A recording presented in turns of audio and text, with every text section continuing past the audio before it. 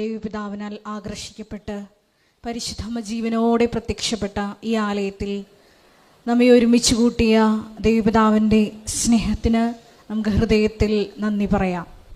നമുക്കെല്ലാവർക്കും അറിയാവുന്നതുപോലെ 2004 ഡിസംബർ 7 ഉച്ചകഴിഞ്ഞ് 2:30 ഇതുപോലുള്ളൊരു ആരാധനാ മധ്യയാണ് സമയഘടികാരം നെഞ്ചിൽ ചാർത്തി പരിശുദ്ധ ദൈവമാതാവ് ജീവനോടെ ഈ അൾത്താരയിൽ പ്രത്യക്ഷയായിക്കൊണ്ട് ദുരന്തം ഉണ്ടാകുവാൻ പോകുന്നു, പ്രാർത്ഥിക്കണമെന്ന വലിയ സന്ദേശം കൈമാറിയത്.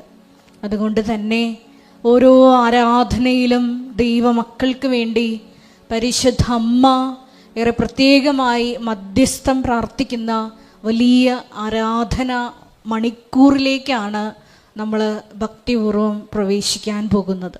അതുകൊണ്ട് തന്നെ നമ്മളെ വിഷമിപ്പിക്കുന്ന പാപവും ഭാരങ്ങളും എല്ലാം ഈ അൾത്താരയിൽ കൃപയുടെ സിംഹാസനത്തിൽ ഇറക്കി വെച്ചുകൊണ്ട് ഈശോയെ ഹൃദയം കൊണ്ട് ആത്മാവിലും സത്യത്തിലും സ്നേഹിച്ചുകൊണ്ട് ആരാധിച്ചുകൊണ്ട് ഈ സമയം ആയിരിക്കുവാൻ നമുക്ക് പ്രത്യേകം പരിശ്രമിക്കാം. 2015 മുതൽ കൃപാസനത്തിൽ വന്ന് തീർത്ഥാടക ഉടമ്പടിയെടുത്തു പോയിട്ടുള്ള മുഴുവൻ ദൈവമക്കളെയും അവരുടെ കുടുംബങ്ങളെയും സ്ഥാപനങ്ങളെയും ഈ അൾത്താരയിൽ സമർപ്പിച്ച് നമുക്ക് ഒരു നിമിഷം മൗനമായിട്ട് പ്രാർത്ഥിക്കാം. ഒപ്പം തന്നെ 2020 മുതൽ ഓൺലൈനായി ഉടമ്പടിയെടുത്ത് പ്രാർത്ഥിക്കുന്ന ലോകത്തിൻ്റെ വിവിധ ഭൂഖണ്ഡങ്ങളിലായിരിക്കുന്ന സഹോദരങ്ങളെ ഈ അൾത്താരയിൽ സമർപ്പിച്ച് പ്രാർത്ഥിക്കാം. ഈശോയെ ഉടമ്പടിയെടുത്ത് പോയിട്ടുള്ള എല്ലാവർക്കും മരിയൻ ഉടമ്പടി നിബന്ധനകൾ വിശ്വസ്തതാപൂർവം പാലിച്ചുകൊണ്ട് അന്ത്യം വരെയും ക്രിസ്തു സാക്ഷികളായി നിലനിൽക്കുവാനുള്ള വലിയ കൃപ നൽകണമേ എന്ന് നമുക്കൊരു നിമിഷം എല്ലാവർക്കും വേണ്ടിയും പ്രാർത്ഥിക്കാം. ഒപ്പം തന്നെ ഈ ധ്യാനം നയിക്കുവാൻ പോകുന്ന ബഹുമാനപ്പെട്ട VP ജോസഫ് അച്ഛനെ ദൈവപിതാവിൻ്റെ കരങ്ങളിൽ, പരിശുദ്ധ അമ്മയുടെ കരങ്ങളിൽ ഈ അൾത്താരയിൽ സമർപ്പിച്ച് നമുക്കൊരു നിമിഷം പ്രാർത്ഥിക്കാം. പൗരോഹിത്യത്തിൻ്റെ 39 വർഷം ആഘോഷിക്കുന്ന ബഹുമാനപ്പെട്ട VP ജോസഫ് അച്ഛൻ്റെ ഈ കാലഘട്ടത്തിലുടനീളം കൃപാസനത്തിലൂടെ നൽകിയ വൻ കൃപകളെ ഓർത്ത് നമുക്ക് ദൈവപിതാവിന് നന്ദി പറയാം. വരാൻ പോകുന്ന ആരാധന മണിക്കൂറുകളെല്ലാം ഈശോയെ അച്ഛൻ്റെ അധരങ്ങളിലൂടെ പുറപ്പെടുന്ന ഓരോ വാക്കുകളും അത് കേൾക്കുന്ന നമ്മളിൽ ആന്തരികമായ വലിയ ചലനങ്ങൾ ഉണ്ടാക്കി പുതിയ സൃഷ്ടികളായി ഞങ്ങളെ ഓരോരുത്തരെയും രൂപാന്തരപ്പെടുത്തണമേ എന്ന് ഒരു നിമിഷം പ്രാർത്ഥിക്കാം. ഒപ്പം തന്നെ ധ്യാനത്തിൻ്റെ എല്ലാ ഭൗതിക സാഹചര്യങ്ങളെയും ഈ അൾത്താരയിൽ സമർപ്പിച്ച് പ്രാർത്ഥിക്കാം. ഗാന ശുശ്രൂഷയിലായിരിക്കുന്നവർ, മധ്യസ്ഥ പ്രാർത്ഥനയിലായിരിക്കുന്നവർ, മീഡിയയിലായിരിക്കുന്നവർ, ക്യാമറ കൈകാര്യം ചെയ്യുന്നവർ, സൗണ്ട് കൈകാര്യം ചെയ്യുന്നവർ, ഈ ആലയത്തിൽ ഇതേ സമയം വിവിധ മേഖലകളിൽ ശുശ്രൂഷയിലായിരിക്കുന്ന ഓരോ മക്കളെയും ഈ അൾത്താരയിൽ സമർപ്പിച്ച് പ്രാർത്ഥിക്കാം. എല്ലാ സംവിധാനങ്ങളെയും ഈശോയെ നിന്റെ കൃപ ഞങ്ങളിലേക്ക് കടന്നു വരുവാനുള്ള ചാലകങ്ങളാക്കി രൂപാന്തരപ്പെടുത്തണമേ എന്ന് ഒരു നിമിഷം പ്രാർത്ഥിക്കാം. ഒരിക്കൽ കൂടെ നാളിതുവരെ കൃപാസനത്തിൽ വന്ന് പ്രാർത്ഥിച്ചു പോയിട്ടുള്ള മുഴുവൻ മക്കളുടെ നിയോഗങ്ങളെ സമർപ്പിച്ചുകൊണ്ട്, ഏറെ പ്രത്യേകമായിട്ട് ഉടമ്പടിയെടുത്ത് പ്രാർത്ഥിക്കുന്ന മുഴുവൻ മക്കളെയും കുടുംബങ്ങളെയും സമർപ്പിച്ചുകൊണ്ട് ദിവ്യകാരുണ്യനാഥനെ അൾത്താരയിലോട്ട് വരവേറ്റുകൊണ്ട് നമുക്ക് ഇരുകരങ്ങളും ഉയർത്തി ദൈവസ്നേഹത്തോടെ സ്തുതിക്കാം. ഹാലലൂയ, മഹത്വം മഹത്വം, ആരാധന ആരാധന, ഹാലലൂയ ഹാലലൂയ. ഈശോയെ അങ്ങയുടെ ശക്തി ഈ സമയം ഈ ആലയത്തിൽ പ്രകടമാക്കണമേ എന്ന് പ്രാർത്ഥിക്കുന്നു. ഈശോയെ പരിശുദ്ധ അമ്മയോടുകൂടെ സെഹിയോൻ മാളികയിൽ പ്രാർത്ഥിച്ച അപ്പോസ്തല സമൂഹത്തിന്റെ മേൽ തീനാളങ്ങളുടെ രൂപത്തിൽ പരിശുദ്ധാത്മാവ് ഇറങ്ങി വന്നതുപോലെ ദാഹിച്ചു പ്രാർത്ഥിക്കുന്ന ഞങ്ങളിലേക്കും അങ്ങയുടെ ശക്തി അയക്കണമേ എന്ന് പ്രാർത്ഥിക്കുന്നു. പുത്തൻ പന്തക്കുസ്ത അനുഭവം നൽകണമേ എന്ന് പ്രാർത്ഥിക്കുന്നു. ലോകത്തിന്റെ അതിർത്തികളിൽ വരെയും നിനക്ക് സാക്ഷ്യം വഹിക്കുവാൻ ഞങ്ങളെ തിരഞ്ഞെടുത്ത് അഭിഷേകം ചെയ്യണമേ എന്ന് പ്രാർത്ഥിക്കുന്നു. വലിയ വലിയ ദൈവാനുഭവങ്ങൾ നൽകണമേ എന്ന് പ്രാർത്ഥിക്കുന്നു. ഹാലലൂയ ഹാലലൂയ, മഹത്വം മഹത്വം, ആരാധന ആരാധന, ഹാലലൂയ ഹാലലൂയ, യേശുവേ ആരാധന, ഹാലലൂയ. പരിശുദ്ധ പരമ ദിവ്യ കാരുണ്യത്തിന് എന്നേരവും ആരാധനയും സ്തുതിയും പുകഴ്ചയും ഉണ്ടായിരിക്കട്ടെ. ഏറ്റുമെല്ലാം. അമ്മേ പരിശുദ്ധയമ്മേ, അമ്മേ പരിശുദ്ധ അമ്മേ, ദൈവമാതാവേ, ദൈവമാതാവേ, കൃപാസനത്തിലൂടെ ഞങ്ങൾക്കും ഞങ്ങളുടെ ദേശത്തിനും അമ്മ മാധ്യസ്ഥം തേടിത്തന്ന എല്ലാ അനുഗ്രഹങ്ങൾക്കും കൃപകൾക്കും ഞങ്ങളിപ്പോൾ ഹൃദയം നിറഞ്ഞ നന്ദി പറയുന്നു. സ്തുതിച്ച് പ്രാർത്ഥിക്കാം. ഹല്ലേലൂയ, ഹല്ലേലൂയ, സ്തുതി, ആരാധന, ആരാധന കർത്താവേ, മഹത്വ കർത്താവേ, സ്തുതി കർത്താവേ, കർത്താവേ, കർത്താവേ. പരിശുദ്ധ പരമദിവ്യകാരുണ്യത്തിന് നേരവും ആരാധനയും സ്തുതിയും പുകഴ്ചയും ഉണ്ടായിരിക്കട്ടെ. പരിശുദ്ധ പരമദിവ്യകാരുണ്യത്തിന് നേരവും ആരാധനയും സ്തുതിയും പുകഴ്ചയും ഉണ്ടായിരിക്കട്ടെ. പരിശുദ്ധ പരമദിവ്യകാരുണ്യത്തിന് നേരവും ആരാധനയും സ്തുതിയും പുകഴ്ചയും ഉണ്ടായിരിക്കട്ടെ. അമ്മേ പരിശുദ്ധയമ്മേ, അമ്മേ പരിശുദ്ധ അമ്മേ, ദൈവമാതാവേ, 2004 ഡിസംബർ 7-ാം തീയതി ഉച്ചകഴിഞ്ഞ് 2:30 കൃപാസനത്തിൽ സംഭവിച്ച അമ്മയുടെ പ്രത്യക്ഷപ്പെടലിനെ കുറിച്ച്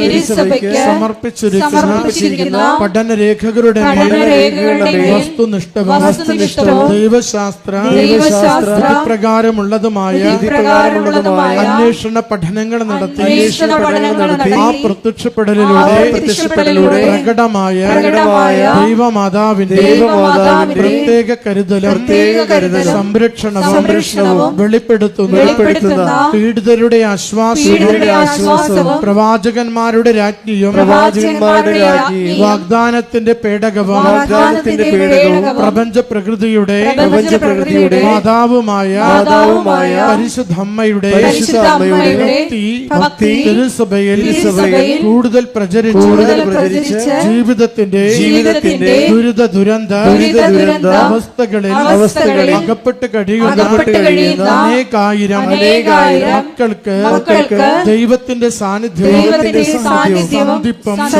കൂടുതൽ അനുഭവിക്കുക വഴി ആത്മീയ വിശുദ്ധിയും ദൈവശക്തിയും കൈവരിക്കുവാൻ ഞങ്ങളുടെ കുടുംബങ്ങളെ ഇടയാക്കണമേ. സ്തുതിച്ച് പ്രാർത്ഥിക്കട്ടെ. ഹല്ലേലൂയ, യേശുവേ കർത്താവേ, ആരാധന കർത്താവേ, സ്തുതി കർത്താവേ, ആരാധന കർത്താവേ, മഹത്വ കർത്താവേ, സൗഖ്യപ്പെടുത്തണമേ കർത്താവേ, സഹായിക്കണമേ കർത്താവേ, വഴിതെളിച്ചു തരണമേ കർത്താവേ, ആരാധന. ഹല്ലേലൂയ, ഹല്ലേലൂയ കർത്താവേ, സ്തുതി. അമ്മേ പരിശുദ്ധയമ്മേ, ഭൂസ്വർലോകങ്ങളുടെ രാജ്ഞിയായ അങ്ങയ്ക്ക് ഭൗമ സംരക്ഷണത്തിനായി പ്രപഞ്ച പ്രകൃതിയെ തന്നെ തിരുസഭ പ്രതിഷ്ഠിക്കുവാൻ ഈ പ്രത്യക്ഷീകരണം വഴി ഇടയാക്കണമേ. പരിശുദ്ധയമ്മേ, ജപമാല മാതാവേ, സകല കൃപാസനം പ്രാർത്ഥനകളോടും ചേർത്ത് ഞങ്ങളിപ്പോൾ പ്രാർത്ഥിക്കുന്ന ഈ സമൂഹത്തിന്റെ പ്രത്യേക നിയോഗവും നമ്മുടെ എല്ലാ അപേക്ഷകളെയും ആവശ്യങ്ങളെയും ദിവ്യകാരുണ്യനാഥന്റെ സന്നിധിയിൽ പരിശുദ്ധ കൃപാസന മാതാവിന്റെ സംരക്ഷണയിൽ നമുക്ക് സമർപ്പിക്കാം. കൃപാസനത്തിന്റെ സ്ഥാപക ഡയറക്ടർ VP ജോസഫ് അച്ഛൻ്റെ പ്രത്യേകമായ എല്ലാ നിയോഗങ്ങൾക്ക് വേണ്ടിയും നമുക്കിപ്പോൾ പ്രാർത്ഥിക്കാം.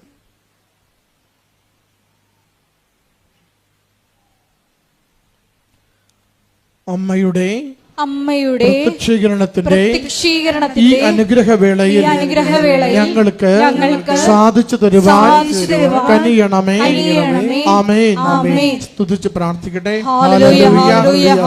സ്തുതി കർത്താവേ, ആരാധന മഹത്വ കർത്താവേ, ആരാധന കർത്താവേ, മഹത്വ കർത്താവേ, സ്തുതി ഈശ്വേ നന്ദി, ഈശ്വേ ആരാധന. ഹല്ലേലൂയ. നമുക്കെല്ലാവർക്കും എഴുന്നേറ്റ് നിന്നുകൊണ്ട് ഗായക സംഘത്തോട് ചേർന്ന് കരങ്ങളടിച്ച് ദൈവസ്നേഹത്തോടെ ദൈവത്തെ മഹത്വപ്പെടുത്തി പാടി പ്രാർത്ഥിക്കാം. കാറിൽ സമർപ്പിച്ച് പ്രാർത്ഥിക്കുന്നു. ഞങ്ങൾക്ക് ആവശ്യമായിട്ടുള്ള വചനം നൽകണമേ എന്ന് പ്രാർത്ഥിക്കുന്നു. വചനം കേൾക്കുന്ന ഞങ്ങളുടെ ആന്തരിക കർണപുടങ്ങളെ അഭിഷേകം ചെയ്യണമേ എന്ന് പ്രാർത്ഥിക്കുന്നു.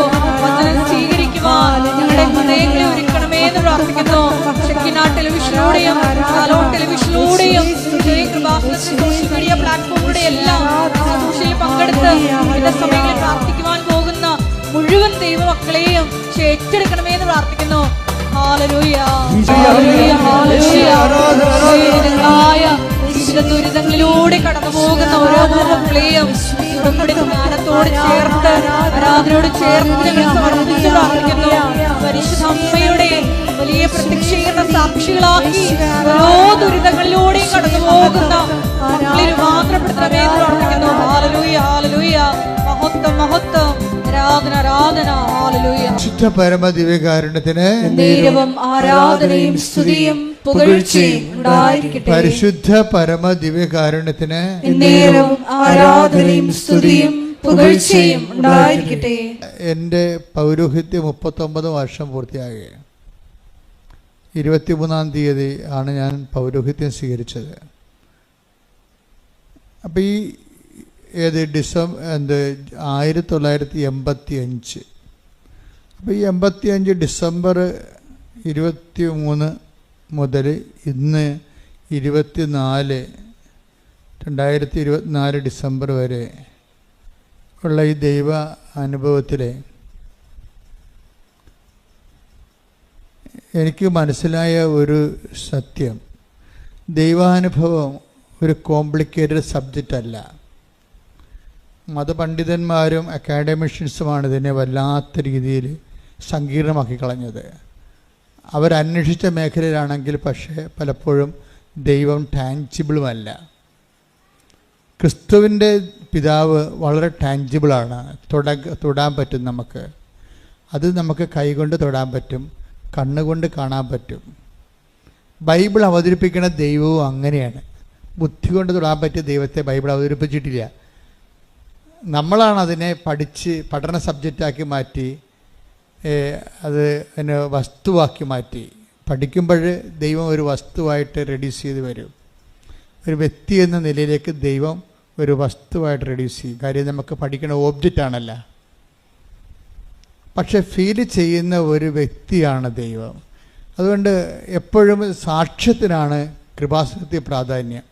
എന്താ കാര്യം? ബൈബിളിൽ പ്രാധാന്യം സാക്ഷ്യത്തിന്. അതുകൊണ്ടാണ് ബൈബിളിൽ വെളിപാടുകളിൽ പരിശുദ്ധാത്മാവ് നൽകിയ വെളിപാടിലെ പ്രാധാന്യം സാക്ഷ്യത്തിനാണ്. സാക്ഷ്യം പല രീതിയിൽ വരും. എങ്ങനെയാണ് ശരിക്കും പറഞ്ഞ സാക്ഷ്യം വരണത്? ഞങ്ങൾ കണ്ണുകൊണ്ട് കണ്ടത്, നോക്കി, കാതുകൊണ്ട് കേട്ടത്, കൈകൊണ്ട് സ്പർശിച്ച് മനസ്സിലാക്കിയ. അപ്പോൾ എന്തെല്ലാം 3 തരത്തിൽ ദൈവം ഇന്ദ്രിയങ്ങൾക്ക് അനുഭവേദ്യനാണ്. Take the bed of God. ഞങ്ങൾ കണ്ണുകൊണ്ട് കണ്ടത്. ശ്രദ്ധിക്കട്ടെ. ഹല്ലേലൂയ, ഹല്ലേലൂയ, ഹല്ലേലൂയ, ഹല്ലേലൂയ. യേശുവേ നന്ദി, യേശുവേ ആരാധന, ആരാധന. യേശുവേ നന്ദി, മഹത്വം, മഹത്വം, മഹത്വം, മഹത്വം. ഹല്ലേലൂയ, ഹല്ലേലൂയ, ഹല്ലേലൂയ, ഹല്ലേലൂയ. 1 യോഹന്നാൻ 1:1. അതാണ് അപ്പോസ്തലിക് സഭ, അപ്പോസ്തലിക് പാരമ്പര്യം. അതാണ് കൃപാസനം ഫോളോ ചെയ്യണ എപ്പോഴും അപ്പോസ്തലിക് സ്പിരിച്വാലിറ്റിയാണ്. അപ്പോസ്തലിക് സ്പിരിച്വാലിറ്റിക്ക് ഒരു ചെറിയൊരു ന്യൂനത ഉള്ളത്, അതിൻ്റെ മരിയൻ പെർസ്പെക്റ്റീവ് വേണ്ട വിധത്തിൽ അവർക്ക് അപ്പോസ്തലന്മാർക്ക് അനുഭവവേദ്യമായില്ല. അതുകൊണ്ട് അപ്പോസ്തല നടപടികളിലൊന്നും മരിയനെ പ്രതിഫലിക്കണില്ല. അതിൻ്റെ പോരായ്മ നമുക്ക് വരണത് ട്രഡീഷൻ, ഒരു വെളിപാടാണ്. സഭയുടെ ആസ്പദങ്ങളിൽ ഒന്നാണ് കർത്താവിൻ്റെ വചനവും, പിന്നെ എന്താണ് സഭയുടെ പാരമ്പര്യവും. സഭയുടെ പാരമ്പര്യ വെളിപാടിൻ്റെ ഭാഗം തന്നെയാണ്. സഭയുടെ പാരമ്പര്യത്തിലൂടെയാണ് അപ്പോസ്തല സ്പിരിച്വാലിറ്റിക്ക്, അപ്പോസ്തലിക കാലത്തെ സ്പിരിച്വാലിറ്റിക്ക് നഷ്ടപ്പെട്ട അനുഭവേദ്യമല്ലാതിരുന്ന മരിയൻ ആത്മീയത വരുന്നത് പാരമ്പര്യത്തിലാണ് വരുന്നത്. 2000 വർഷത്തെ പാരമ്പര്യവും സഭയുടെ പ്രതിസന്ധികളിലും കാലാകാലങ്ങളിലും സഭയ്ക്കുണ്ടായിട്ടുള്ള പ്രാതികൂല്യങ്ങളിലെ പരിശുദ്ധ അമ്മ അതിലിടപെട്ട രീതികളും ഒക്കെ എല്ലാം കൂടി സഭ ഒരു മരിയൻ സ്പിരിച്വാലിറ്റി, മരിയൻ ലിറ്റർജിയൊക്കെ രൂപീകരിച്ചിട്ടുണ്ട്. അതിൻ്റെ അവസാന രൂപമാണ് ഈ ഉടമ്പടി എന്ന് പറയുന്നത്. ഇക്കാലങ്ങളിലെ ഇനി നാളെ കാലങ്ങളിൽ ദൈവം വേറെ കാര്യങ്ങൾ ചെയ്യും. ഓരോ കാലത്തിന് പറ്റിയ രീതിയിലാണ് ദൈവം പരിശുദ്ധാത്മാവിൻ്റെ പ്രകാശനമായിട്ട് തന്നെയാണ് മറിയത്തിലൂടെയും വെളിപാടുകൾ നൽകുന്നത്. ഇപ്പം ഞാനിപ്പോഴേ ഇവിടെ വരികയും ഞാൻ ഒത്തിരി കാര്യങ്ങളൊക്കെ പ്രാർത്ഥിച്ചും ധ്യാനിച്ചൊക്കെയാണ് വന്നത്. എന്നെ എത്തപ്പോഴേ കർത്താവ് എന്നെ തുടങ്ങാൻ ആവശ്യപ്പെടുന്ന ഇത് വെച്ചാണ്. എന്താണ്? വചനം നൽകിയത്. ഇന്നിപ്പോൾ ഞാൻ ഇപ്പോഴേ ഇവിടെ ഓൺ ദി സ്പോട്ടിൽ വചനം ഓപ്പൺ ചെയ്ത് കർത്താവിനോട് ആലോചന ചെയ്തപ്പോഴേ കർത്താവ് പറഞ്ഞ വചനം ഇതാണ്. 8:13 ലൂക്ക 8:13 എടുത്ത് ശ്രുതികടെ ഹല്ലേലൂയ ഹല്ലേലൂയ ഹല്ലേലൂയ യേശുവേ നന്ദി യേശുവേ സ്തുതി ഹല്ലേലൂയ. ലൂക്ക 8:13 പാറയിൽ വീണത് വചനം കേൾക്കുമ്പോൾ സന്തോഷത്തോടെ അത് സ്വീകരിക്കുന്നവരാണ്. എങ്കിലും അവർക്ക് വേരുകളില്ല. അവർ കുറെ നാളത്തേക്ക് വിശ്വസിക്കുന്നു. എന്നാൽ പ്രലോഭനങ്ങളുടെ സമയത്ത് അവർ വീണു പോകുന്നു. അതായത് വചനത്തിൽ വരുന്നൊരു വിഷയം, ഒരു വർത്തമാനകാല സന്തോഷം ഉണ്ടാവും, പക്ഷെ കുറച്ച് കഴിയുമ്പോൾ അതങ്ങനെ കുറഞ്ഞു വരും. കർത്താവ് വർത്തമാനകാല ആധ്യാത്മിക അനുഭവങ്ങളെ അത്ര കണ്ട് വില മതിക്കണില്ല. വർത്തമാനകാലം ഇപ്പം നിങ്ങൾ ഉടമ്പടി എടുത്തു, പെട്ടെന്ന് വന്ന് ഒരു അനുഭവങ്ങൾ കിട്ടി, അപ്പോൾ നിങ്ങൾക്ക് സന്തോഷമുണ്ടായി. പക്ഷേ അടുത്ത കൊല്ലം ഡിസംബറിൽ നിങ്ങളുടെ അവസ്ഥ എന്താണെന്ന് ദൈവത്തിന് ഇപ്പം അറിയാം. പിടിയില്ലേ? ഇപ്പം നിങ്ങൾക്ക് ഭയങ്കര സന്തോഷമൊക്കെ ചെയ്യുക, സാക്ഷ്യം പറയാൻ പറ്റുന്നവരൊക്കെ എന്ത് ആഘോഷമായിട്ടാണ് വരുന്നത്. പക്ഷേ മാതാവ് എൻ്റെ മുഖത്ത് നോക്കുമ്പോൾ ചില സമയത്ത് ചിലർ പറയും, അമ്മ എന്താ ചിരിക്കാത്തത്, അമ്മ എന്താ സീരിയസ് ആയിട്ടിരിക്കണം എന്നൊക്കെ ചോദിക്കും ചിലർ. പാവപ്പെട്ട മനുഷ്യൻ ദൈവത്തിൻ്റെ മുഖം കാണാൻ മാതാവിൻ്റെ മുഖത്താണ് നോക്കുന്നത്. അതൊരു കോമൺ ഫെയ്ത്താണ്. ഞാൻ കുഞ്ഞുനാളിലൊക്കെ അങ്ങനെ നോക്കുമായിരുന്നു. പുണ്യാളൻ പ്രസാദിച്ചിട്ടുണ്ട്, പുണ്യാളൻ്റെ മുഖം ഇങ്ങനെ ഇരിക്കണം എന്നൊക്കെ നോക്കും. പക്ഷെ നോക്കുന്നവരെ സംബന്ധിച്ചിടത്തോളം ദൈവം അത് പ്രകാശിപ്പിക്കും.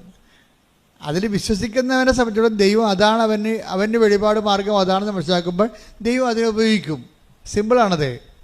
അത് ദൈവത്തിനെ കോംപ്ലിക്കേറ്റ് ആക്കേണ്ട കാര്യമില്ല. ഇപ്പോൾ ഒരു അത് വലിയ പഠിപ്പൊന്നുമില്ല, പക്ഷേ ദൈവത്തിൻ്റെ പ്രസാദം അവർ മനസ്സിലാക്കുന്നത് പുണ്യാളൻ്റെ മുഖത്ത് നോക്കുമ്പോഴാണ്, അല്ലെങ്കിൽ മാതാവിൻ്റെ മുഖത്ത് നോക്കുമ്പോഴാണ്. മാതാവ് പുഞ്ചിരിച്ചിട്ടുണ്ട്, അപ്പോൾ കാര്യം നടക്കും. അത് സിമ്പിളാണത്. അപ്പോഴേ അമ്മയ്ക്ക് മനസ്സിലാകും, ഇവളുടെ അടുത്ത് ഈ വചനം എൻ്റെ മനസ്സ് വെളിപ്പെടുത്തേണ്ടത് ഈ രീതിയിലാണെന്ന് പറയുമ്പോൾ അവർക്ക് ആ രീതി വെളിപ്പെടുത്തി കൊടുക്കും ദൈവം. വെളിപാടുകൾ എല്ലാവരും IAS എല്ലാവരും റോമിൽ പോയി പഠിച്ചവരും അല്ല. കാര്യം 99% സാധാരണ മനുഷ്യരാണ്. ആധ്യാത്മികതയിൽ സാക്ഷരത ഒത്തിരി വേണ്ടവരാണ്. അവരുടെ ആധ്യാത്മിക നിലവാരത്തെ അവഗണിച്ചുകൊണ്ട് വലിയ പാണ്ഡിത്യം അഭിനയിച്ചിട്ട് നിത്യം ആർജിച്ച കാര്യമില്ല. കാര്യം എല്ലാവരും പഠിക്കണതും ഈ പാവപ്പെട്ട ജനങ്ങൾക്ക് വേണ്ടിയാണ്. പാവപ്പെട്ട ജനങ്ങളെന്ന് പറയുമ്പോൾ ചിലപ്പോൾ സാമ്പത്തികമായിട്ട് മാത്രമല്ല ഞാൻ ഉദ്ദേശിക്കുന്നത്, ബൈബിൾ പഠനപരമായിട്ടും അവർ ചിലപ്പോൾ പാവപ്പെട്ടവരായിരിക്കും, അവർക്ക് അറിയത്തില്ല. അപ്പോഴെന്താ വിഷയമെന്ന് പറയണത്, ആ ജനങ്ങളിലേക്ക് ദൈവത്തെ കൈകാര്യം ചെയ്ത് കൊടുക്കണം. ഇപ്പം നമ്മൾ കുഞ്ഞുങ്ങളോട് എന്താ പറയണത്? ഇപ്പം എന്നെ ചില വീട്ടിലൊക്കെ ചെല്ലുമ്പോൾ ചില മക്കളെങ്കിലും ഇപ്പം അങ്ങനെ ഒന്നും കേൾക്കണില്ല, തമ്പായിച്ച വന്നെന്ന് പറയും. അപ്പോൾ അതാരുടെ ഭാഷയാണ്? കുഞ്ഞിന് പറഞ്ഞു കൊടുക്കണം. അമ്പായി എന്ന് പറഞ്ഞു കൊടുക്കും. അമ്പായി അല്ലേ? ഇപ്പോഴത്തെ പെൺപിള്ളേർ അറിയത്തില്ലല്ലോ അവർക്ക്. പക്ഷെ പണ്ട് പറഞ്ഞു കൊടുക്കുമ്പോൾ ദൈവ തിരുസ്വരൂപം കാണുമ്പോൾ അമ്പായി ഈശോ എന്ന് പറയും. അപ്പോൾ അമ്പോ എന്നൊക്കെ വിളിപ്പിക്കും. അമ്പോ എന്ന് കുഞ്ഞുങ്ങൾക്ക് അങ്ങനെ പറഞ്ഞാലേ മനസ്സിലാകത്തുള്ളൂ. അത് ആ കുഞ്ഞുങ്ങളുടെ ഭാഷയിലേക്ക് അമ്മ ഇറങ്ങി വന്നെ കണ്ടില്ലേ? എന്ത് രസകരമായിട്ട് ഇറങ്ങി വന്ന്. അല്ല ജീസസ് ക്രൈസ്റ്റ് എന്നൊക്കെ പറഞ്ഞാൽ കുഞ്ഞുങ്ങൾക്ക് മനസ്സിലാകുക? മനസ്സിലാകത്തില്ല. ദൈവപുത്രൻ എന്നാണ്, മനുഷ്യപുത്രൻ എന്നൊക്കെ കുഞ്ഞിനോട് പറഞ്ഞ് എന്ത് ചെയ്യാനാണ്? അമ്പായി ഈശോ. അത് വളരെ സിമ്പിളാണ്. അത് പബ്ലിക് എഡ്യൂക്കേഷൻ്റെ ഒരു പ്രശ്നമാണിത്. പബ്ലിക് എഡ്യൂക്കേഷൻ ആ ജനങ്ങളുടെ നിലവാരത്തിലേക്ക് അവർക്ക് മനസ്സിലാകുന്ന ഭാഷ ഉണ്ടാക്കണം. ആരായാലും ശരി, സുവിശേഷം കൈകാര്യം ചെയ്യുന്നവർ ഒരു ആധ്യാത്മികതയ്ക്ക് വേണ്ടി ജനങ്ങൾക്ക് മനസ്സിലാകുന്നൊരു ഭാഷ, അത് അനുഭവത്തിൻ്റെ ഭാഷയാണ്. അതുകൊണ്ടാണ് നമ്മൾ അണമുറിയാതെ സാക്ഷ്യം പറയുന്നതിൻ്റെ കാര്യം അതാണ്. സാക്ഷ്യം എന്താണ്? അനുഭവത്തിൻ്റെ ഭാഷയാണ്. അതുകൊണ്ടാണ് ഈശോ പറയണത്, നിങ്ങൾ ഭൂമിയുടെ അതിർത്തികൾ വരെ എനിക്കിഷ്ടപ്പെട്ടൊരു വാക്കാണത്. എന്താ പറഞ്ഞത്? നിങ്ങൾ ഏറ്റവും പറഞ്ഞ നിങ്ങൾ ഭൂമിയുടെ അതിർത്തികൾ വരെ എനിക്ക് സാക്ഷികളായിരിക്കും. The word of God സ്തുതിക്കട്ടെ. ഹല്ലേലൂയ, ഹല്ലേലൂയ, ഹല്ലേലൂയ, ഹല്ലേലൂയ. യേശുവേ നന്ദി, യേശുവേ ആരാധന, യേശുവേ മഹത്വം, മഹത്വം, മഹത്വം. ഹല്ലേലൂയ, ഹല്ലേലൂയ, ഹല്ലേലൂയ, ഹല്ലേലൂയ. പരിശുദ്ധ പരമ ദിവ്യകാരുണ്യത്തിന് ആരാധനയും സ്തുതിയും പുകഴ്ചയും ഉണ്ടായിരിക്കട്ടെ. പരിശുദ്ധ പരമ ദിവ്യകാരുണ്യത്തിന് ആരാധനയും സ്തുതിയും പുകഴ്ചയും ഉണ്ടായിരിക്കട്ടെ. വായിച്ചോളൂ. അപ്പോസ്തല പ്രവർത്തനങ്ങൾ 1:8. അപ്പോസ്തല പ്രവർത്തനം 1:8. എന്നാൽ പരിശുദ്ധാത്മാവ് നിങ്ങളുടെ മേൽ വന്നു കഴിയുമ്പോൾ നിങ്ങൾ ശക്തി പ്രാപിക്കും. ജെറുസലേമിലും യൂദയാ മുഴുവനിലും സമരിയായിലും ഭൂമിയുടെ അതിർത്തികൾ വരെയും നിങ്ങൾ എനിക്ക് സാക്ഷികളായിരിക്കുകയും ചെയ്യും. അപ്പൊ പരിശുദ്ധാത്മാവ് വന്നു കഴിയുമ്പോൾ നമുക്ക് വ്യാഖ്യാനം വരും കിട്ടും. ഞാൻ ഒരു ദിവസം ഇത് വായിച്ചപ്പോൾ ഈശോ പറഞ്ഞത്, ഭൂമിയുടെ അതിർത്തി എന്ന് പറയുന്നത് നീ അന്റാർട്ടിക്ക വരെ അളന്നു പോകേണ്ട കാര്യമൊന്നുമില്ല. നിൻ്റെ ഭൂമിയുടെ അതിർത്തി എന്ന് പറയുന്നത് നീ എന്ന് ചത്ത് വീഴുന്ന അതാണ് നിൻ്റെ ഭൂമി. നിൻ്റെ ഭൂമി അവിടെ വെച്ച് തീരുകയാണ്. നിങ്ങൾ ഭൂമിയുടെ അതിർത്തി വരെ എന്ന് പറഞ്ഞതിൻ്റെ അർത്ഥം എന്താണ്?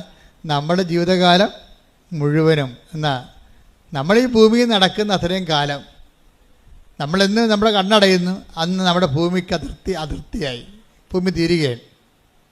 അപ്പം നമ്മുടെ മരണം വരെ ആരായിരിക്കും? നമ്മൾ ബേസിക്കായിട്ട് നമ്മൾ സാക്ഷികളായിരിക്കും. ഒന്ന് പ്രാർത്ഥിച്ച കർത്താവേ എന്റെ കണ്ണടയുന്നത് വരെ അങ്ങയുടെ നാമത്തിന്റെ സാക്ഷിയാകാൻ പ്രത്യേകമായി അഭിഷേകം ചെയ്യണമേ. ശ്രദ്ധിക്കട്ടെ.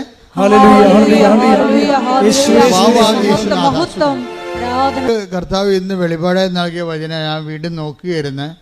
അത് 8:13 എന്താണ്? പാറയിൽ വീണ വിത്ത്. വചനം വിതക്കുമ്പോൾ വീഴുന്ന സ്ഥലത്തെക്കുറിച്ചാണ് ഈശോ പറയണത്. ചിലത് പാറയിലാണ് വീഴുന്നത്. പാറയിൽ വീണ വിത്ത് അവർ കേൾക്കുമ്പോൾ തന്നെ ഭയങ്കര സന്തോഷം. വചനങ്ങൾ കേൾക്കുമ്പോൾ സന്തോഷമാകും, ഉടമ്പടി എടുക്കുമ്പോൾ സന്തോഷമാകും, ഉടമ്പടിയുടെ ആദ്യത്തെ ഒരാഴ്ച ഭയങ്കര സന്തോഷമാകും, പ്രത്യാശയാകും. പക്ഷേ എന്താ പറ്റണത്? വേരില്ലെന്ന്. അതാണ് പ്രശ്നം. വേരില്ലാത്തത് കാരണം ഇപ്പോൾ പ്രധാനപ്പെട്ട കാര്യം വചനമല്ല, വചനവും വേരുമാണ് പ്രധാനപ്പെട്ട കാര്യം. വചനം മാത്രം പോരാ, വേരുണ്ടാകണം. ഉടമ്പടി ശ്രദ്ധിക്കുന്നത് വേരുകൾ കൂടുതൽ മുളപ്പിക്കാൻ വേണ്ടിയുള്ള ശ്രമങ്ങളാണ് നടത്തുന്നത്. ഇപ്പം നമ്മൾ തെങ്ങ് കൃഷി ചെയ്യുന്ന ആൾക്കാരില്ലേ, അവരെന്നാ ചെയ്യണത്? അവർ കൂടുതൽ ചില വേരുകൾ മുളക്കാൻ വേണ്ടി അവർ തെങ്ങിൻ്റെ തടിയെ ചേർത്ത് മണ്ണൊക്കെ ഇടും. തടിയെ ചിലയിടത്തത് ഉപദ്രവം ചെയ്യും, ചിലക്കത് ഗുണം ചെയ്യും. ആ മണ്ണ് ശരിക്കും നല്ല ലെവൽ ചെയ്ത് കുറച്ച് വിസ്താരത്തിലിടുകയാണെങ്കിൽ മണ്ണ് വളമെടുക്കാൻ പറ്റുന്ന രീതിയിൽ പുതിയ വേരുകൾ ഇറക്കും. തെങ്ങ് പുതിയ വേരുകൾ ഇറക്കും. മണ്ണില്ലെങ്കിൽ ആ വേരും പുറ്റുമായിട്ട് അവിടെ നിൽക്കും. അപ്പോൾ പുതിയ വേരുകൾ ഇറക്കുക എന്നുള്ളതാണ് ശരിക്കും പറഞ്ഞാൽ ഉടമ്പടിയുടെ ഏറ്റവും വലിയ പുതിയ വേരുകൾ. എത്ര വേരുകളാണ് ഉടമ്പടി എടുത്തപ്പോൾ നിങ്ങൾക്ക് വന്നത്? ഒന്ന്, നിങ്ങൾ രോഗികളെ കാണാൻ തുടങ്ങി. കഴിഞ്ഞ ദിവസങ്ങളിൽ നമ്മുടെ അലക്സച്ചൻ പറയായിരുന്നു, ഒരു ദിവസം ലോകത്ത് എന്തുമാത്രം മനുഷ്യരാണ് ഉടമ്പടിയുടെ അടിസ്ഥാനത്തിൽ പണം കൈമാറും, സഹായം കൊടുക്കുന്നത്, എന്തുമാത്രം പേരുടെ വസ്ത്രം കൈമാറണത്, എന്തുമാത്രം പേരാണ് ഭക്ഷണം കൈമാറണത്, എന്തുമാത്രം പേരാണ് ഭാഷകൾ അറിയാത്തവർക്ക് ഭാഷ പഠിപ്പിക്കുന്നത്. അപ്പോൾ ഉടമ്പടിയിലൂടെ പുതിയ വേരുകൾ ഇറങ്ങുകയാണ്. ഇവിടുത്തെ പ്രശ്നം എന്താണ്? വചനം നിലനിൽക്കാഞ്ഞതിൻ്റെ കാരണം എന്താ? വേരുകളില്ലാതിരുന്നത് കാരണം. അതല്ലേ, അങ്ങനെയല്ല എഴുതിയിരിക്കണത്. എന്താ എഴുതിയിരിക്കണത്? അതായത് എങ്കിലും അവർക്ക് വേരുകളില്ല. എങ്കിലും അവർക്ക് വേരുകളില്ല. വേരുകളെ ഇല്ലാത്തത് കൊണ്ട് എന്ത് പറ്റി? അവർ കുറേ നാളത്തേക്ക് വിശ്വസിക്കുന്നു, എന്നാൽ പ്രലോഭനങ്ങളുടെ സമയത്ത് അവർ വീണു പോകുന്നു. വേരില്ലെങ്കിൽ വീണു പോകും. അപ്പോൾ ഉടമ്പടി അന്വേഷിക്കുന്ന പുതിയ വേരുകൾ ഇറക്കുകയാണ്. പുതിയ നിലവിലുള്ള വേരിനേക്കാൾ പുതിയ വേരുകൾ. നിങ്ങൾക്ക് പുതിയ വേരുകളുടെ കൂട്ടത്തിലാണ് നിങ്ങൾ എന്ത് ചെയ്യണത്? പലതരത്തിലുള്ള സുവിശേഷ പ്രവർത്തനങ്ങൾ നിങ്ങൾ ചെയ്യും. അതെല്ലാം പുതിയ വേരുകളാണ് ഇല്ലേ? ചിലർ ഇപ്പോൾ ഞാൻ എപ്പോഴും ഓർക്കാറുണ്ട്, ചിലർ കണ്ണ് കാണാൻ പാടില്ലാത്തവർക്ക് ഈ പത്രം വായിച്ചു കൊടുക്കും, സാക്ഷ്യങ്ങൾ. അതൊരു പുതിയ, അപ്പം നമ്മുടെ ജീവിതത്തിലേക്ക് ഒരു പുതിയ വേരിറങ്ങും. ഉടമ്പടിയിൽ ദൈവത്തിലേക്ക് ആൾക്കാർ ഇങ്ങനെ വേര് പാകുകയാണ്. വേര് പാകാൻ വേണ്ടി പൗലോസപ്പോസ്തലൻ പറയുന്നുണ്ട്, ടേക്ക് ദ സ്റ്റെപ്പ് ഫോർവേഡ്, വേര് പാകുക. ശ്രുതികട ഹല്ലേലൂയ. സ്നേഹത്തിൽ വേര് പാകാൻ. ശ്രുതികട ഹല്ലേലൂയ.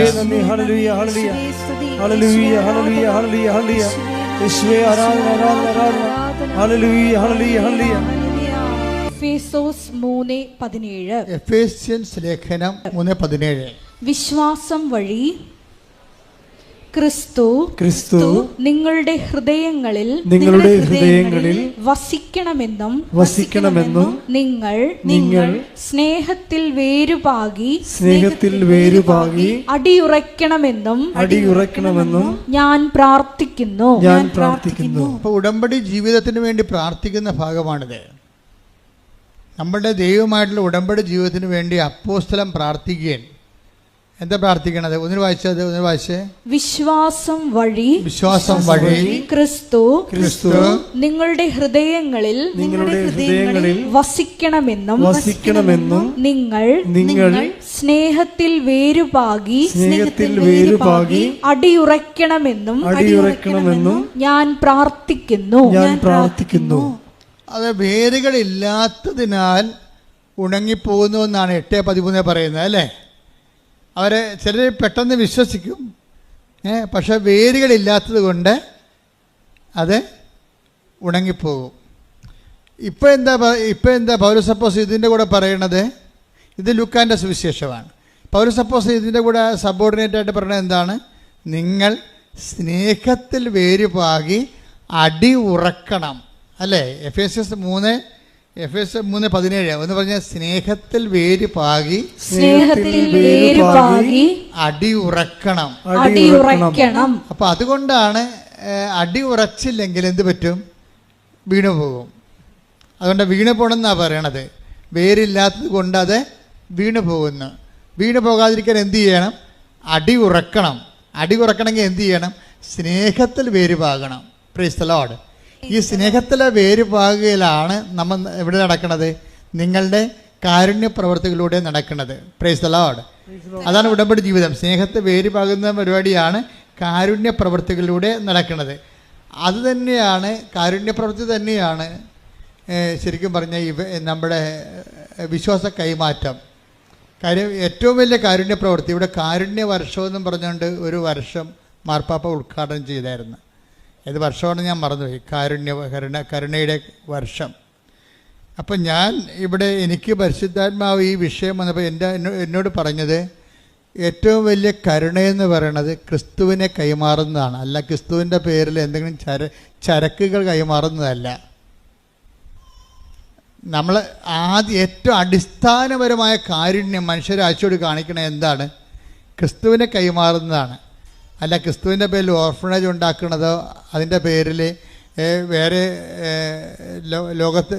ലോകത്തെ ഇവിടെ ദരിദ്ര രാഷ്ട്രമാണെന്ന് പറഞ്ഞ് വിദേശത്ത് പോയി ഓർഫണേജുകൾക്ക് വേണ്ടി പണം സമ്പാദിക്കുന്നതോ അല്ല. അത് സെക്കൻഡറിയാണ്. നിവൃത്തിയില്ലെങ്കിൽ ചിലപ്പോൾ ചെയ്യാവുന്നൊരു കാര്യമാണ്. അതൊരു പ്രധാനപ്പെട്ട ഒരു ജോലിയായിട്ട് എടുക്കരുത്. എന്താ വെച്ചാൽ അത് പലപ്പോഴും വരണത് നമ്മൾ ഗതികെട്ടവരാണെന്ന് മറ്റ് രാജ്യക്കാരോട് പറയുമ്പോൾ ആ രാജ്യക്കാർ നമ്മൾ ഒരു ഏഴാം കൂലിയായിട്ട് കാണത്തുള്ളൂ.